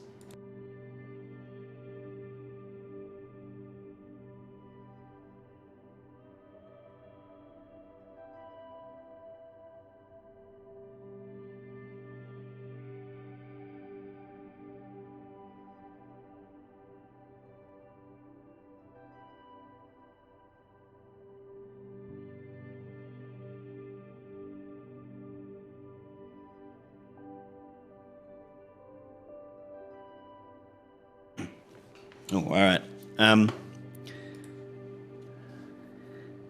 See what's happened. He's become really paranoid. The driving emotion of conservatism is fear. That's why I keep mistaking right wing on my back. Yeah, I mean, yes, he's super paranoid. Everything is the US's fault. Like, obviously, the US, I'll be the first to talk about the US and criticize them. But, like, not every single bad thing in the world is because of CIA propaganda. And yeah, the fact that he is so willing to just dismiss offhand, like, the potential effects of radicalization from the right, it's weird. All right. So it began rapidly expanding in the United States during the 1970s. The group believed Moon was the new Messiah, sent to Earth to unify the Christians of the world in a global crusade against communism. Moon's cult had started in coordination with Korean intelligence as a way of deprogramming. Oh, does he just not like the word deprogramming? So now he's like, everything that's deprogramming or de-radicalizing is like against communists? Oh. A way of deprogramming Marxist political prisoners and student activists. The Moonies became infamous for their predatory nature. They financially exploited members, demanding that they hand over all their possessions and spend each waking hour as unpaid labourers raising funds for the group. Sorry, but I gotta say again, the pacing of this book is terrible. Like ContraPoints, I would say one of the biggest BreadTubers got a couple of paragraphs, like half a page. Now we're going off, and this is in the same chapter as this. The ContraPoints thing and this is the same chapter. And he's going off, like, he gives an entire background about destiny. Nobody cares. He's giving this huge background about this cult. Like, it's interesting, but for the pacing of the book, it does not serve. This is why he should have used footnotes. He could have chucked some footnotes in there, little bits about what the cult was about, and then continued on talking about Steve Hassan. Steve Hassan admits that the cult he spent roughly 2 years as an active member of was set up by American intelligence. In his appearance on the podcast of Jordan Harbinger, he said, post-World War II, Korean War, South Korea was very unstable. North Korea is a version of what it is today, and some people in military intelligence in the United States decided, well, the North Koreans are brainwashing. We need to create a program in South Korea to stabilize the regime. They taught... Did he just make up that quote? He just made that quote up. Okay. Okay. They taught the South Korean president, you need to set up a Korean CIA. They taught the South Korean president, you need to set up a Korean CIA, we'll help you? That's such a strange phrasing. They taught the... Anyway, and they set up a re-education program for dissidents in South Korea, and they decided to use a front person, so it was not looking like a government operation, and it was the Moonies that were chosen to do that. The Moonies had, nobody knows why or how, the patents for manufacturing M16 rifles and other American military hardware. Why? Because America was leaving Vietnam. Still at the height of the Cold War, we have to stop the commies. And then somebody said, let's bring the Moonies to... Who said that? Let's bring the Moonies to the United States. This is just fanfic. This is just fanfic about everyone and everything that Caleb hates. That is all that this book is. Okay, and set up counter-communist programs on college campuses, and that's where I got recruited. I was sent to fast for Nixon during Watergate because God loves Nixon. God wants Nixon. The US government has never acknowledged the existence of these things. They don't want to talk about it.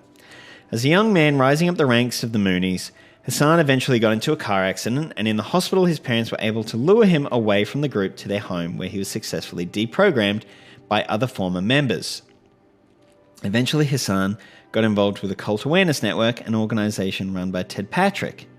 Hassan worked with Patrick's... This is also boring. How BreadTube serves imperialism, and we're going off on this whole other tangent about a guy who's not even BreadTube. Hassan worked with... Okay. Speaking of the CIA's actual BS, though, Viva Chile. Now leave them alone. Yeah, I mean, that's a huge thing, that Chilean stuff. Okay. Hassan worked with Patrick's organisation, which charged lots of money to families for the service of kidnapping relatives believed to be in Moonies or other groups labelled as cults. Affiliates of the Cult Awareness Network are widely accused of having held these young legal adults against their will and deprogrammed them. Individuals who were deprogrammed by Patrick and his associates testified that the deprogramming sessions involved brutal interrogations, sleep deprivation, and the very techniques the cults were accused of using. Hassan has admitted that he was involved in involuntary deprogrammings, but has not gone into detail about this. Ted Patrick was convicted of kidnapping and false imprisonment in 1980 after he and other members of the Cult Awareness Network, the organisation which Stephen... We know! You've said it like 10 times! Oh my God. Okay. Kidnapped a 26-year-old waitress in Tucson, Arizona. Kidnapping and false imprisonment are both very serious crimes. Thank you, Caleb. Thank you. I didn't know that. But Patrick only received a year in prison and a $5,000 fine. Why? That would be an interesting, go into the court case. Why? Patrick also faced charges in later years after he kidnapped an Amish woman whose husband disapproved of her joining a more liberal sect. These charges were ultimately dropped. US media often highlights Steve Hassan as a cult expert, but rarely mentioned his ties to the Cult Awareness Network and accusations he engaged in involuntary deprogramming, i.e. kidnapping. Is this him? Or is this just like a recreation? What is this? Cite your sources. The Cult Awareness Network was eventually shut down in 1995 after a jury ruled that Jason... This is like 4 pages so far. ContraPoints, 3 paragraphs. Eventually, blah, blah, blah. James cut his civil liberties and religious freedom violated when Kane affiliate Rick Ross kidnapped him and attempted to do deprogramming. Kane was ordered to pay $1 million to Scott and ultimately went bankrupt. Accounts from various individuals describe Hassan as being directly involved in kidnappings. An individual named Arthur Russell put forward a signed affidavit describing Hassan's methods. Russell said he was forcibly kidnapped by several men in prison, hands and feet bound, with his hands tied behind his back so tightly they were badly swollen and colour of a bruise. Deprived of sleep for 3 days, he wasn't allowed to shave or wash and was denied all privacy even when using the toilet. Hassan subjected him to methods the victim later described as brainwashing and mind control techniques. God, Caleb, you're either wildly off the chain or just so boring. Russell described the experience saying he felt like a captured animal in a zoo. In more recent books, Hassan has denounced kidnapping and forced deprogrammings, but he has not directly addressed most of the allegations about what he's alleged to have done with the Cultural Awareness Network. One would think that Hassan would be discredited due to his involvement in an organisation that was widely reputed to have been involved in criminal activities. Hassan has not only avoided prosecution, but frequently appears on mainstream US television as a cult expert. Hassan composed a book entitled The Cult of Trump in 2019, declaring that the US president was much like Reverend Sun Myung Moon and had brainwashed his supporters with hypnotic mind control techniques, or methods rather. Hassan made headlines in January of 2021 after an appearance on CNN in the aftermath of the events on Capitol Hill. Hassan said, "So in studying all the thought reform brainwashing models, I developed a BITE model of authoritarian control, and it basically talks about controlling behavior, information, thoughts, and emotions to create a new identity that's dependent and obedient. And this is a radical personality change in the mental health literature. In the APA DSM-5, it's called the dissociative disorder question of identity. And the bottom line is all of America needs deprogramming because we've all been negatively influenced by Donald Trump. Congresswoman, Alexandria Ocasio-Cortez echoed his calls for deprogramming. By the way, that is pretty much everything he says about BreadTube. Soon he just starts to just summarize his international politics, education in short essay form, as he does with all his books. Are you kidding me? That's the end. Oh, what? It's like a 200-page book. What? Although, actually, that makes sense. Like, the BreadTubers that he hasn't had personal beef with, really short stuff. The couple that he's had beef with got really long write-ups. And then, like this dude, obviously this is something that he knew about. You know, the Moonies, clearly he knew about them prior to this book because they're anti-communists, and this is where he's going off on his own tangent. It has nothing to do with BreadTube. Oh my God. Okay. Hassan has been a mentor to Caleb Kane. and according to an unnamed source appears to be advising other members of the BreadTube community in their efforts to de-radicalize Americans on the far right. Who? According to an unnamed source. Caleb, oh my God. Are you part of the CIA? Okay, Hassan describes Donald Trump as the leader of a cult and also refers to the internet conspiracy theory QAnon as a cult, despite the fact that they do not fit his own criteria for what a cult is. Hassan's BITE model of authoritarian control simply does not hold up. The behavior of QAnon adherents and Trump supporters is not restricted, and they are not told what information they can consume online or in the media. Trump's... That's an interesting proposition. There's a lot to be talked about there. I mean, but no, Caleb just waves it away. Trump supporters do not change their names or undergo hypnosis. The emotions of Trump supporters and QAnon are not subject to regulation. I feel like he's just looking at dictionary definitions of these things. It's like, oh, well, they're not told what to watch. Trump supporters are not going to watch CNN. They're barely watching Fox News anymore. Like, they're onto One America Network and all of those kinds of fucking things. They're not being... Okay. As bad as he is, Donald Trump is merely a demagogic politician with many fanatical supporters. As inaccurate and delusional as it is, QAnon is an internet conspiracy theory with all kinds of different interpretations among adherents. What? So it's a... the political movement behind Donald Trump, or the internet conspiracy theories known as QAnon, have very little in common with the Unification Church. However, while media overlooks his own shady past, Steve Hassan has been given a platform to declare Trump and QAnon to be a cult and has suggested that mass deprogramming might need to take place. So he just has a thing against Steve Hassan, right? And the Moonies. What? Oh, man. A few spare paragraphs about here and there, but he's basically just saying that these BreadTubers are CIA through false equivalency. I don't know if he's a plant or an actor or what, so confused. He's always complaining about, like BreadTubers making the left look dumb. Dude, you are doing a bang-up job of that without anybody else's help. The fact that you wrote this and then published it as a book, like what? There's no analysis that's taken place. And you can tell he just has... It's like a poorly written YouTube video. Like he's had a few little thoughts. But, I mean, in a YouTube video at least, you would then go, you would write the script, you'd record it, and then he'd be going and finding like examples of all this shit that ContraPoints and H.Bomberguy and everything is doing in videos to play it during, after he's said all this stuff about them. Some other aspects of Steve Hassan are worth noting. Who is Steve? Oh, Caleb. While Hassan occasionally will admit that the Unification Church, which he joined and feels horrifically victimized by... Oh, what?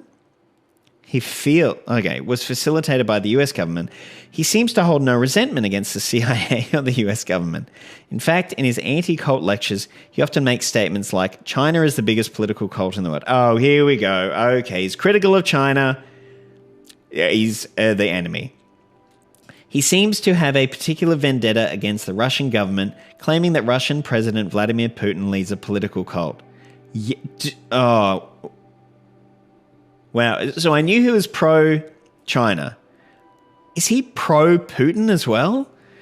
And is it just because Putin is like not America? They're on the other side of America, so they're an anti-imperialist fucking country and you have to stand up for them. Hassan attributes much of his success to Robert J. Lifton, a US... Why are we still talking about this guy? Oh my God. His City Builders book is literally just pieces he had previously published in some very real, not funded by weirdos or covert online magazines cobbled together in sporadic order. He's paid by Sputnik and RT, which are funded by Putin. Oh, yeah, of course. Okay, yeah. He's on RT all the time, isn't he? Yeah, that makes a lot of sense. Okay. So then he talks about... I better read it. Hassan attributes much of his success to Robert J. Lifton, a US Air Force psychiatrist who conducted research in Japan and Korea on US soldiers who had been converted to communism in POW camps. Hassan admits that much of his understanding of brainwashing and cult mind control comes directly from Lefty, an individual who's very widely known to be involved with US military intelligence and its psychological operations against communism. It always comes back to that. Hassan's avoidance of prosecution for kidnapping, his celebration of mainstream media, you mean his advertisement in mainstream media, his working of US foreign policy talking points into his cult lectures, his hinting at inside knowledge about the Unification Church's intelligence connections, and his close association with a high-ranking US military psychiatrist all indicate that Hassan is much more than a typical psychologist or anti-cult lecturer. Does it? Hassan appears to have friends on the inside who enable him to do what he does and see him as useful in carrying out their political goals. Does he still have like a kind of Cold War mentality about everything? That's actually what it's kind of feeling like. Like everything is, done in the shadows, and it's all, the different governments, regimes fighting against each other, and there's only two sides. It's just diametrically opposed. It's good to hear someone confirm this guy's insane. I felt like I was going bonkers doing research on these freaks. He's bizarre, right? Yeah, wow. I had no idea from the few things that I'd seen online. Wow. I'm glad that I trolled him a bit on Twitter now. Anyone who criticizes Caleb or anything he likes is imperialism or tool of imperialism. Yeah. Well, yeah, because he's like, no, I'm anti-imperialist. So if anyone's against me, they must be imperialist. Wait. Hassan appears to have friends on the inside who enable him to do what he does and see him as useful in carrying out their political goals. The same can be said for BreadTube, which appears to be some kind of cyber age deprogramming operation aimed at the US right wing, but also targeting legitimate Marxist-Leninists and anti-imperialists. What? And that's it. That's the end of... Oh, man. Counter-gangs in the late Cold War. Understanding BreadTube's emergence as a brand of establishment-approved socialism while observing the lingering influence of a deprogrammer named Steve Hassan. What? How is that How has he suddenly just linked those two together? Man, his brain is a conspiracy theory. Damn it, I'm an imperialist. Yeah, we're all imperialists. I'm sorry to have to tell you, but the good thing about that is that your CIA money will be in the mail. So just hang out for that. Forces us to discuss the 20th century Cold War and how the Soviet Union and its allies were defeated. Oh, there you go. Like a minute ago, I'm talking about the Cold War, and he's like, well, I guess this forces us to talk about this thing that I love. Below is an overview of the facts about... Oh, God. No citations, I'm guessing, for these facts. Okay, below is an overview of the facts about how American intelligence was able to maneuver events toward the ultimate collapse of the Soviet Union. This will lay out the historical precedent for an entity like BreadTube and the purpose it serves both domestically and internationally. I bet it won't. The Cold War between the United States and the Soviet Union began in 1946 after the Second World War and ended in 1991 when the Soviet Union was dissolved. The Cold War can be divided into two distinct periods. The first period of the Cold War, beginning in the mid-40s and ending in the late 60s, involved American intelligence agencies and geopolitical strategists operating under the assumption that the enemy was communism. That is such a wild... I don't want to say misrepresentation there, but oversimplification. Whether or not it was truly an ideological battle is very, very contested. Didn't he just say up here geopolitical? Yeah, there's also geopolitics that come into it. He's not going to know any of it. He's not... Oh, okay. The Truman Doctrine of Containment involved the United States building the NATO alliance and seeking to unify the world against China, the Soviet Union, and other countries in which Marxist-Leninist parties had taken power. This period involved 2 massive US military interventions, one on the Korean Peninsula and the other in Vietnam. Here's the international politics education throw-up. Oh, good. Okay. Both of these operations came at heavy cost to the United States in terms of human life, domestic morale, and international credibility. Such a simplistic view of Cold War historiography. Absolutely. It is. And I'm sure it's going to get dumber. Like, the more he talks, it can only get dumber. From everything I've seen so far, it's only going to make me angrier and angrier. During the Korean War, the world was shaken by the use of massive bombing of civilian targets by the US military. European allies and other international observers looked on in horror as US Army General Douglas MacArthur threatened to drop atomic bombs on China without even the permission of the elected US president. Domestic opposition to the Korean War was limited due to McCarthyism and post-World War II patriotism at home. However, among the soldiers on the battlefield, it was a different story. So let's look at this picture. At first, only communists like the W.B. Du Bois clubs and Youth Against War and Fascism protested the Vietnam War. However, by 1968, mass anti-war sentiments and a domestic political crisis had unfolded. Why is this on this page, where they're only talking about the Korean War, and they're still talking about it? On to the next page. Poor layout. Poor editing, poor layout. Okay, many American soldiers were disgusted by their orders to bomb civilians.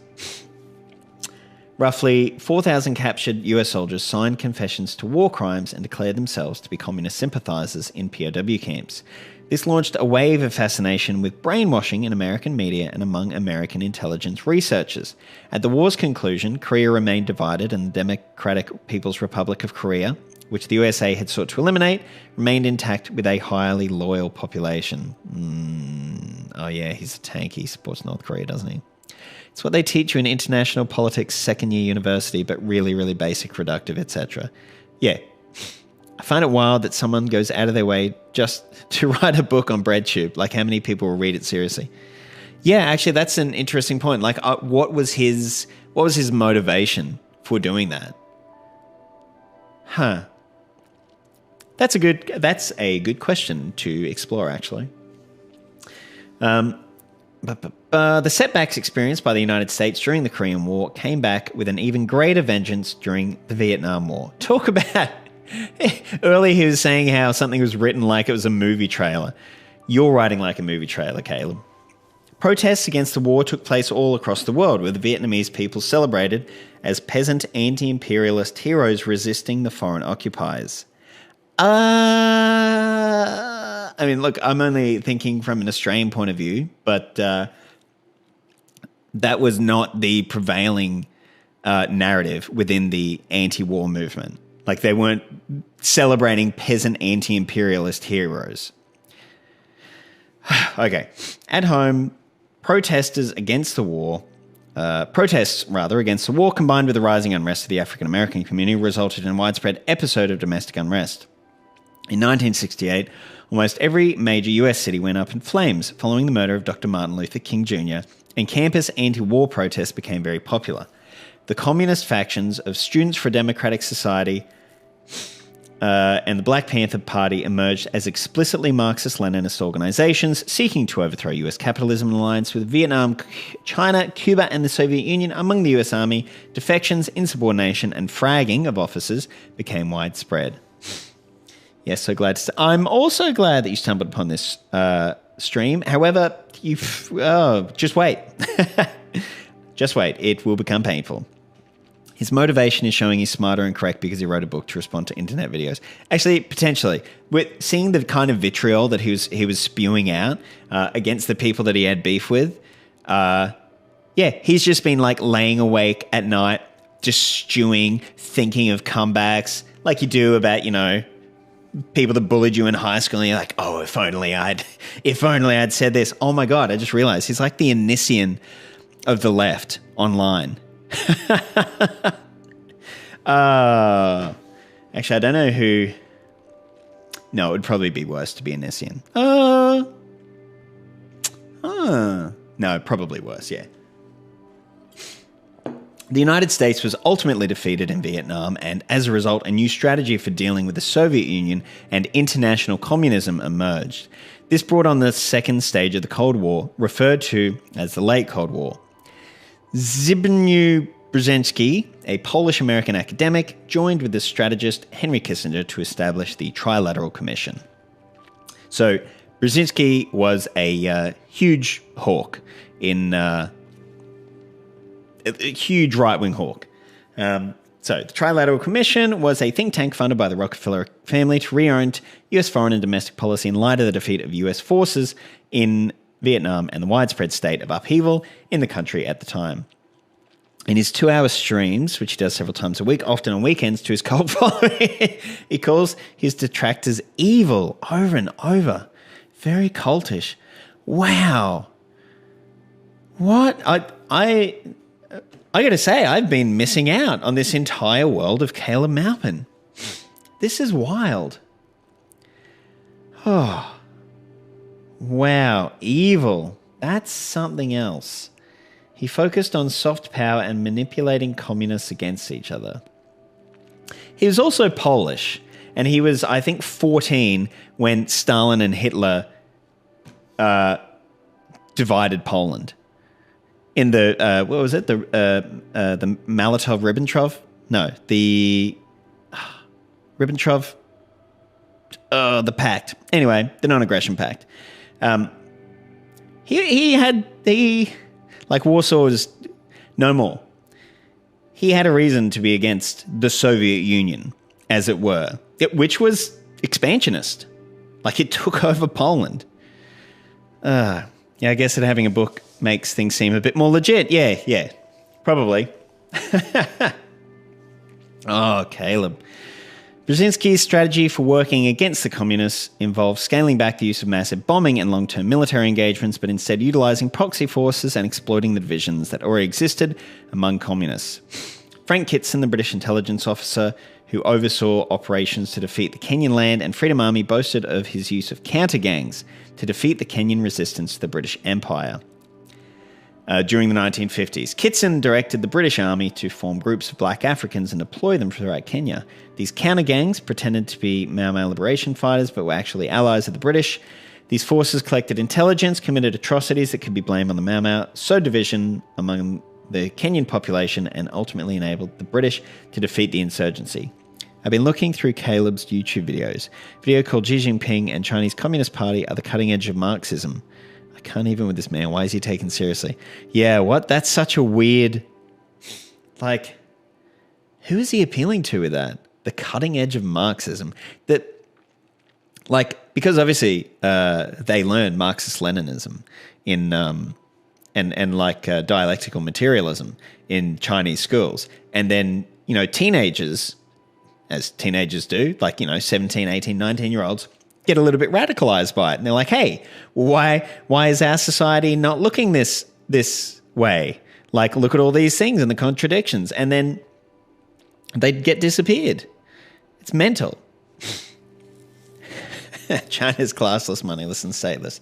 Yeah, that's what Caleb loves. I've just realized that he is going to say that BreadTubers are a CIA psyop counter gang that do stupid things on the internet and make real leftists look bad, right?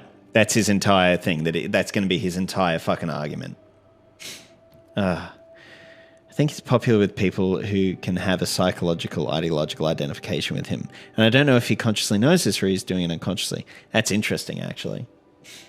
Because when I was getting the thumbnail for this stream, I typed in Caleb Maupin into Google Images, and there are a lot of pictures of him when he was younger, real long hair and out there, fighting the good fight on the streets. And I wonder if he's feeling slightly dejected. Now I'm just going to, just psychoanalyze a guy I've never met. But I do wonder if he's gotten to this point and, he's committed his entire life to this ideology. And suddenly, like, the revolution hasn't come, obviously. All the things he's been fighting for, you know, it looks like things are going the opposite direction. And then he looks and there's all these young people that... Burger King. And there's, all these young people, these young entertainers online who are espousing, you know, relatively leftist ideology, depending on who you're talking about. And I imagine that's going to make you feel pretty shit. And so then he's like, oh, actually, I'm the real ideologue here. Anyway, that was my little psychoanalysis of, this man whose book I've read for about 2 hours and never met. Frank Kitson later went on to oversee British military operations against the Irish Republican Army. In his work, he engineered a policy of arming Protestant extremists and enabling them to kill IRA members. Wait, haven't we already read this? Didn't he already talk about this dude? 2015 lawsuit was brought by Mary Heenan. What is that sentence? By Mary Heenan, whose husband was assassinated by Ulster Defence Association members in 1973. Did anybody edit this book, actually?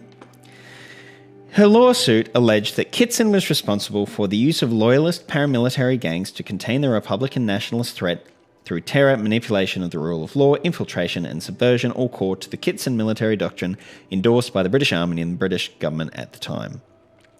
Brzezinski directed the United States to take a page from Kitson and begin setting up counter-gangs around the world to fight Soviet-aligned communists, while the United States seemed apparently uninvolved. The first obvious use of the Kitson counter-gang strategy in the aftermath of the US defeat in Vietnam came in 1978 as the Kampuchea War. What? Cambodia? What? The Communist Party of Cambodia was overrun by a fanatical leader named Pol Pot and his followers. Pol Pot rejected industrialization and argued Cambodia could achieve... There you go, there's a picture of what he's talking about. Achieve full communism on the basis of the agrarian economy. Pol Pot attacked Vietnam, resulting in the Kampuchea War. China, arguing that the Vietnamese were acting as agents of Soviet social imperialism, sent its forces to invade Vietnam in support of Cambodia. It has later been revealed that Pol Pot, the crazed ultra-leftist who rejected basic principles of Marxism-Leninism and slaughtered hundreds of thousands of Cambodian and Vietnamese communists, was in fact a covert puppet of the United States. Wait, what? Is that true? Sorry, what? Pol Pot had been educated in France, and the US government was providing him with guns and weapons in his fight against the pro-Soviet communists in his homeland and against Vietnam. Sorry, but wasn't Kim Jong-un educated in Sweden? What? For a second, I misheard you and thought you were saying that Maupin was 14 in Poland during the NRP, and I was just imagining him as an old guy angrily scribbling out complaints of BreadTube. Literally, old man yells at cloud. Yeah. He doesn't get, like, YouTube jokes. I mean, he kind of is. He doesn't get, like, comedy, and then he gets super offended. Who knows if anything is true? Citation needed, Caleb. Exactly, yeah. What? Pol Pot and his allies represented a counter-gang, much like those engineered by Frank Kitson in Kenya. Okay, so this is the first that I've heard that Pol Pot was a secret CIA plant. But he thought, okay, maybe, I don't know what was in Pol Pot's heart, but I'm fairly certain Pol Pot thought he was putting into effect Marxism as he understood it. Like, he did think that he was going to have a revolution by doing all the things that Maupin was fucking talking about right at the start. Okay. The use of counter-gangs became a key staple of US strategic policy in the late Cold War. This is what he wanted to write the book about. He could have just written a book about the Cold War. He didn't need to have a fucking go at Vaush and bring up, apart from a debate with vegan gains, like in a book about the Cold War. Brzezinski bragged that he'd set up the Afghan Trap for the Soviet Union, creating a situation in Afghanistan where the Soviet Union would feel obligated to send in the military, and then arranging for Osama bin Laden to build a global army of Wahhabi extremists from across the planet to fight them in the name of Islam. Okay, now I'm going to edit Malpin yelling at some clouds. Excellent. That is excellent. I would love to see that. Oh, okay. Where are we up to? Blah, blah. In Angola, the United States armed a group called UNITA, led by Jonas Savimbi, a literal cannibal and mass murderer who claimed to be a Maoist communist. Savimbi's forces fought against the pro-Soviet ruling party of Angola, murdering civilians as well as Cuban and Angolan soldiers in a lengthy civil war. In Ethiopia, the United States armed Eritrean separatists to fight against the pro-Soviet Derg government. In the Middle East, two anti-imperialist governments, the Islamic Republic of Iran and the Ba'ath Socialist Arab Republic of Iraq, were played against each other. The US government first supported Saddam Hussein in his invasion of Iran, and later, the US government supported Iran in its fight against Iraq. There were mass deaths on both sides among both fighters and civilians. He already wrote all these parts before as part of his journalism, just pieced it together, I think. Oh, yeah. I absolutely would believe that. Because there's no thread, there's no link through the whole thing to anything to do with BreadTube anymore. During this time, many pro-Marxist college professors and writers in Europe received covert support from the US Central Intelligence Agency. They were actually, that would also explain why, because he's already talked about the CIA earlier, and he'd already used their acronym. So you don't need to keep introducing it as US Central Intelligence Agency when you've already done that and established what CIA means. That lends credence to the fact that these are all just cobbled together works that he already had, and he just didn't bother doing any editing at all. So they were carefully being nudged to push a more anti-Soviet brand of Marxism, focused on cultural issues, rather than class struggle. Are you shitting me? Is he going to talk about cultural Marxism? What? Oh, okay, I'm excited again now. Also, though, a lot of people on the left, after it was, what was it? Fucking, was it 53 or 57 when the Soviet Union went into Hungary and did that? The left was like, oh, okay, now we get it. It's a big reason why he keeps using first and last names too. Not within the same pages and stuff, that's just bad writing. But throughout the book, yes. You want to see him talk about cultural Marxism? Well, yeah, if he's going to be talking about they're focusing Hungarian Revolution 1957. Thank you. Yeah, after that, and the Soviets went in, people on the left were started questioning the Soviet Union and started distancing themselves from it. Although apparently for Caleb, it's all just the CIA. I can appreciate some of his writing about these histories. His take on BreadTube is seemingly based on some personal issues. Yeah, absolutely. And like I was saying, this is the stuff that he's actually interested in. And you can tell. And so what he's done is just tried to cram and shoehorn his bad takes about Vaush and Thought Slime into some larger thing about the Soviet Revolution. Oh, God, search Caleb Malpin so-called cultural Marxism facts and myths. Oh, no. God. Okay, I'll do that after I finish this chapter. All right, what are we looking at? The CIA boasts about the Congress for Cultural Freedom program, in which magazines like Partisan Review, Encounter, and Demonat were covertly funded to reorient Marxist thought among European intellectuals. In 1978, the Italian, French, and Spanish Communist parties cut ties with the Soviet Union, and Brzezinski labeled them Euro-communists. Interesting. But, okay, no, Caleb doesn't care. Caleb wouldn't give a shit. Counterculture-oriented religious groups like Reverend Moon's Unification Church. What? Counterculture-oriented.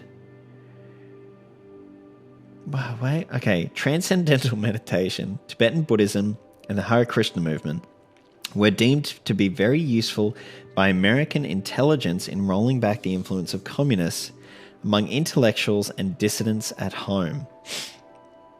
All of this covert manipulation of armed communist groups, socialist countries, and leftist intellectuals culminated in overthrowing the Soviet Union in 1991. Many of the confused students who marched to overthrow the Marxist-Leninist governments in Eastern Europe did not think that they were helping to bring in neoliberalism and the economic demolition of their homelands.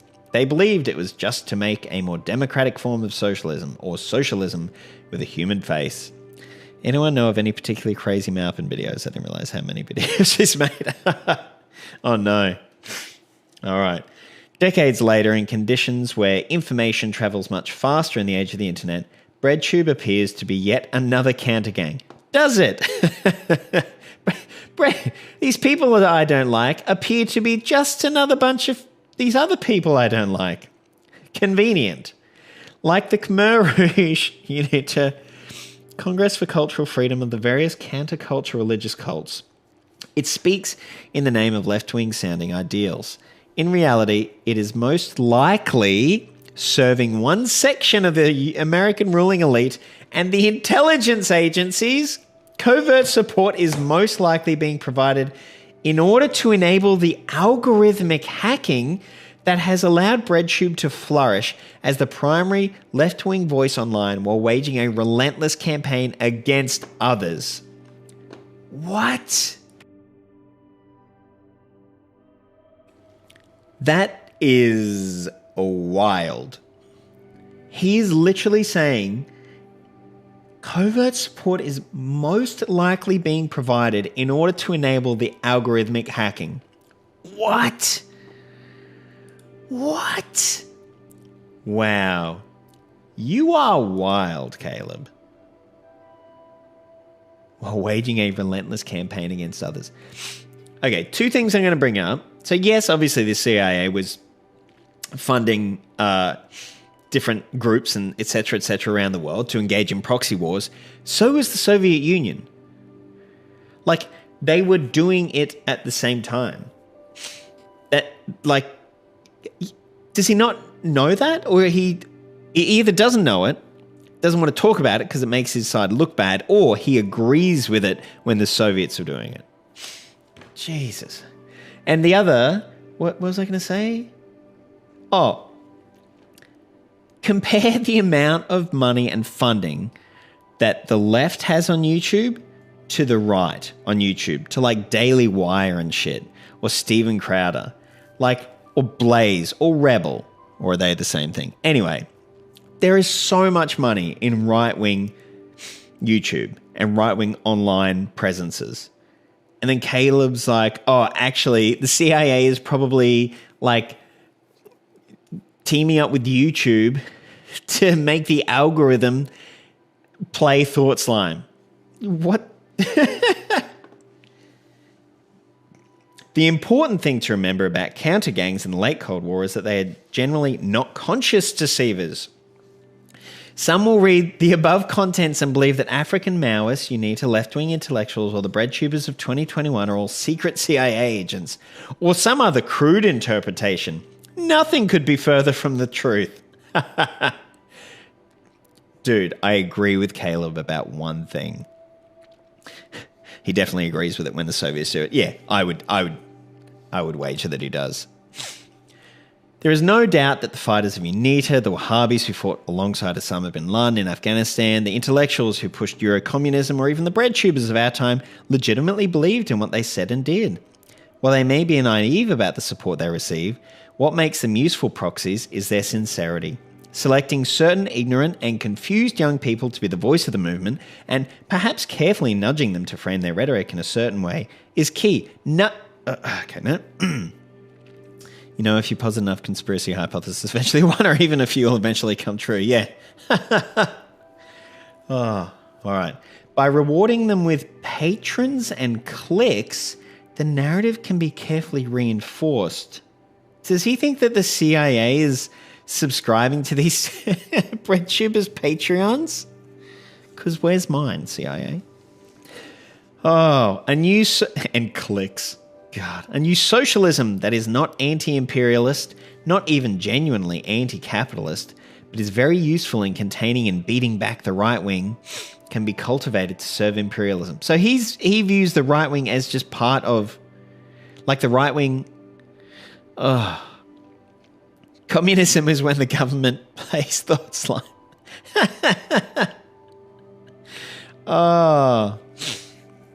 So conclusion. An overview of the personalities, histories, and connections of various BreadTubers and affiliated personalities highlights certain similarities. I don't think it does, because I don't think you really overviewed the connections, etc., except for like 3 people that were on Destiny. Including you. You were one of the 3 people on Destiny. What are you talking about, Caleb? What the fuck? Oh, none of them have any direct ties to any existing communist, anarchist, or socialist activist groups, aside from perhaps Democratic Socialists of America. Okay, 1. So? Also, isn't Thought Slime a big Workers of the World? What is it? Union? That big union. The cat one. Thought Slime's all into him. Okay. Blah, blah, blah, blah, blah, blah. So no record of actual activism as Marxists can be found when looking over their public history. So he's just angry they're not all Marxists like him? Much like Alexandria Ocasio-Cortez, they seem to have appeared out of nowhere to suddenly become representatives of left-wing politics. She's a sock dem. Like these people... appeared out of nowhere. Which means what? Funded by CIA. Okay. International Workers of the World. That's it. Thank you. Yeah. Thought Slime's always talking about them. It's like join an organization. I wonder what Caleb thinks about labor unions. He probably would say that they're anti-imperialist. I'm sure they serve imperialism somehow. So while they do not have ties to Marxist, Leninist, or anarchist activist groups, wasn't he talking about how they're all like encouraging people to go out and become Antifa street fighters? Is Antifa not an anarchist activist group to this dude? So they do have apparent ties to the US power structure. Their work is celebrated in mainstream US media outlets. They are presented as a safe kind of leftism and a needed counterbalance to the rise of Donald Trump. By who? Some of them have odd skeletons in their closets. Natalie Wynn's sudden rise to prominence. Wait. What? Natalie Wynn's sudden rise to prominence. Some of them have odd skeletons. What? So I was a ContraPoints fan before she transitioned, like publicly, and there were some great videos and all of that older stuff, and like ContraPoints put in a heap of effort over years. I wonder if because obviously all of those older videos now have been deleted, so I wonder if Caleb, looking back through her back catalogue of videos, is like, oh, all of a sudden her first video's got 1 million views. How did this even happen? It's just a basic lack of understanding of what he's written a book about. Jesus. Vaush's shady history in relation to topics like child pornography and lack of charisma.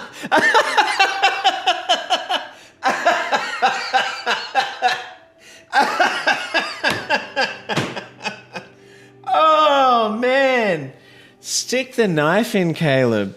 Oh Jesus, lack of charisma. Oh, the criminal conviction of Matt Thought Slime's mother and his fixation on topics like suicide and self-harm. Fuck you, Caleb. Holy shit.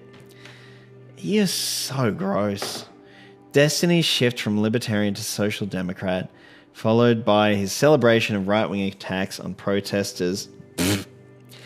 Mysterious social media history of Socialism Done Left. Caleb Kane's celebrated status as an ex-right-wing extremist despite any real history of right-wing activism. Oh, man. I was waiting for you to read that one. It did not disappoint. Lack of charisma. Oh, man. All of these indicate that BreadTube has powerful allies who are using them to serve a purpose other than communist revolution. Oh, man. Oh, I thought that was going to be the end. He's continuing. All right. Divisions within the capitalist... Okay, sorry. This is like 200 pages. 206 pages. This is chapter 1. And we're at page 50. Before, when I was talking about pacing. What? That's not how you write a book. Okay. Divisions within the capitalist ruling class are the natural outgrowth of an economic and social crisis such as the Western world is currently experiencing. The alt-right and white supremacist groups put forward a toxic ideology that leads to hate crimes. Wait, you literally just up here. Caleb Kane's celebrated status as an ex-right-wing extremist despite any real history of right-wing activism. And then we go down here. The alt-right and white supremacist groups put forward a toxic ideology that leads to hate crimes, mass shootings, and a justification for political repression. What is it, Caleb? Is it a toxic ideology that leads to like terrible outcomes, or oh no, it's just not any even, you just watched some YouTube videos, didn't even need to be de-radicalized. Make up your mind. The existence of BreadTube is as an entity pushed forward by elements within the deep state to defend the liberal order from right-wing opposition is not really in itself a scandalous revelation. Trust me, Caleb, it is a scandalous revelation that the CIA is like giving these people patrons and clicks and making the algorithm watch, like, oh, do you want to watch philosophy? Actually, why didn't you look at PhilosophyTube? PhilosophyTube is obviously left-wing and is obviously one of the OG BreadTubers. Like all the security in the state and all the kind of blah, blah, blah. What? Here's the thing. I want to live in a classless, moneyless, and stateless society, but who really thinks human society is mature enough to handle such a thing at this point in time? Best to ease into it. I mean, the thing that I always think is there are, like, not in America at the moment, but in Australia, we've had 8 or 9 years of centre-right government at the federal level. And the majority of people are voting for, the majority of people are holding these values. Like, you have to convince people that the values that they are currently holding and currently expressing, no. Yeah, it's a big, yeah. I don't know what Caleb thinks is going to happen. Oh, crap. No. Oh, my God. All right. Okay. No, what? All right. Whew. So, it is to be expected in times such as these. However, in addition to demonizing the Trump movement and the various online currents aligned with it, BreadTube has another target. One thing that all these figures agree on is that China and Russia, and to some extent Iran, Venezuela, Cuba, Vietnam, and Nicaragua, are somehow toxic totalitarian societies, and it is the duty of Western leftists to undermine and destabilize these countries. What? Like, I see how he didn't put non-compete on here, who I would say is one of the more prolific anarchist YouTubers. And obviously, they're married. He's married to Luna? Anyway, Luna is a literal Vietnamese Marxist-Leninist who lives in Vietnam and who makes videos for BreadTube about Marxist-Leninism.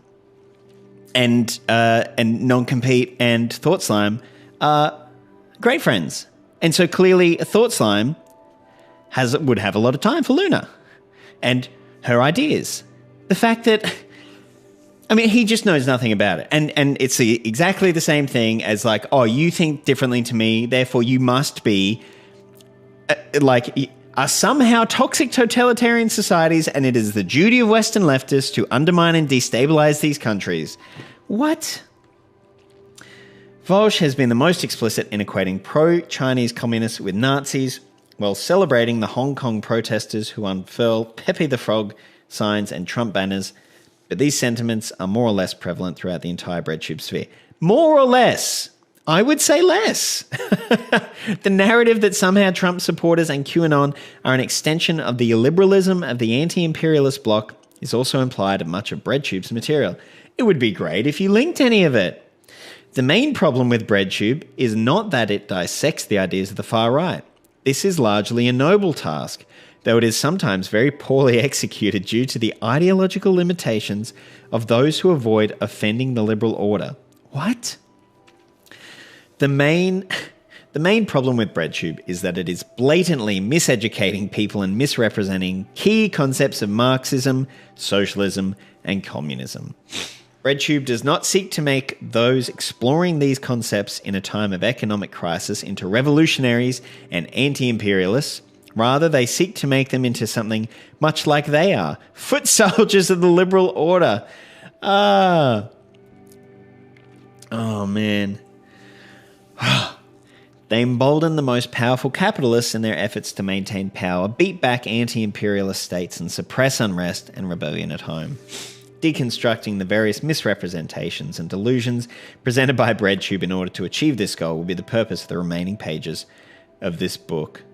Oh, Caleb, my brain is going to fall out of my head when I vomit it up. Oh, my dad's a Vietnam vet, and in the 90s went back there and ended up staying with someone whose brother died as one of the attackers during the Tet Offensive, and my dad was on the US side. He said that the lives of the Vietnamese were doing really well as they worked towards communism peacefully. Yeah, and I think the whole thing is that we recognize, and I think that's where, you know, tankies and shit go so off the rails, is that people, like, we can connect with people. That saying, like, we have more in common with, you know, normal people in other countries than we do with our own, you know, billionaire class or our own politicians.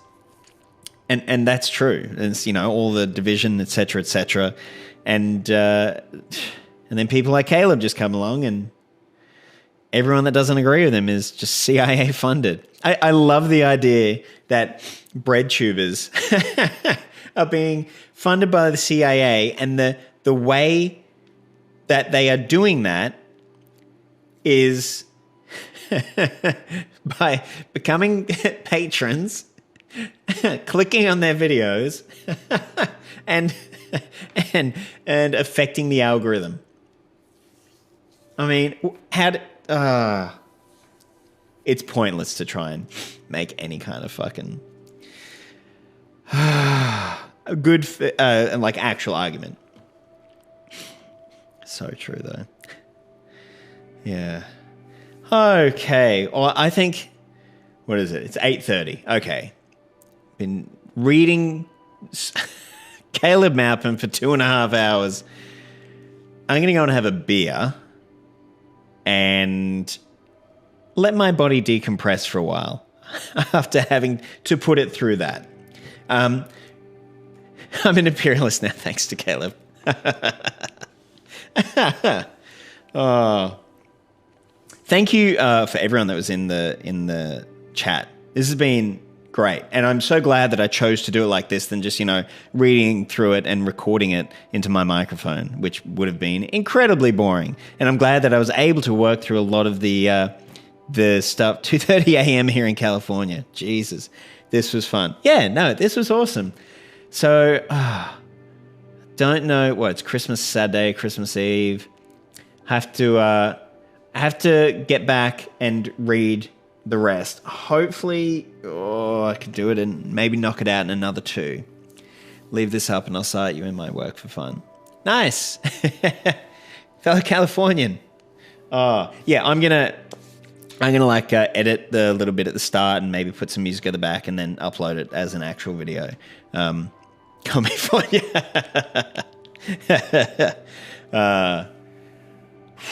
Awesome. All right, everyone have a good night or day wherever you are. And just make sure you watch out for your CIA checks in the mail. Thank you, fellow imperialists.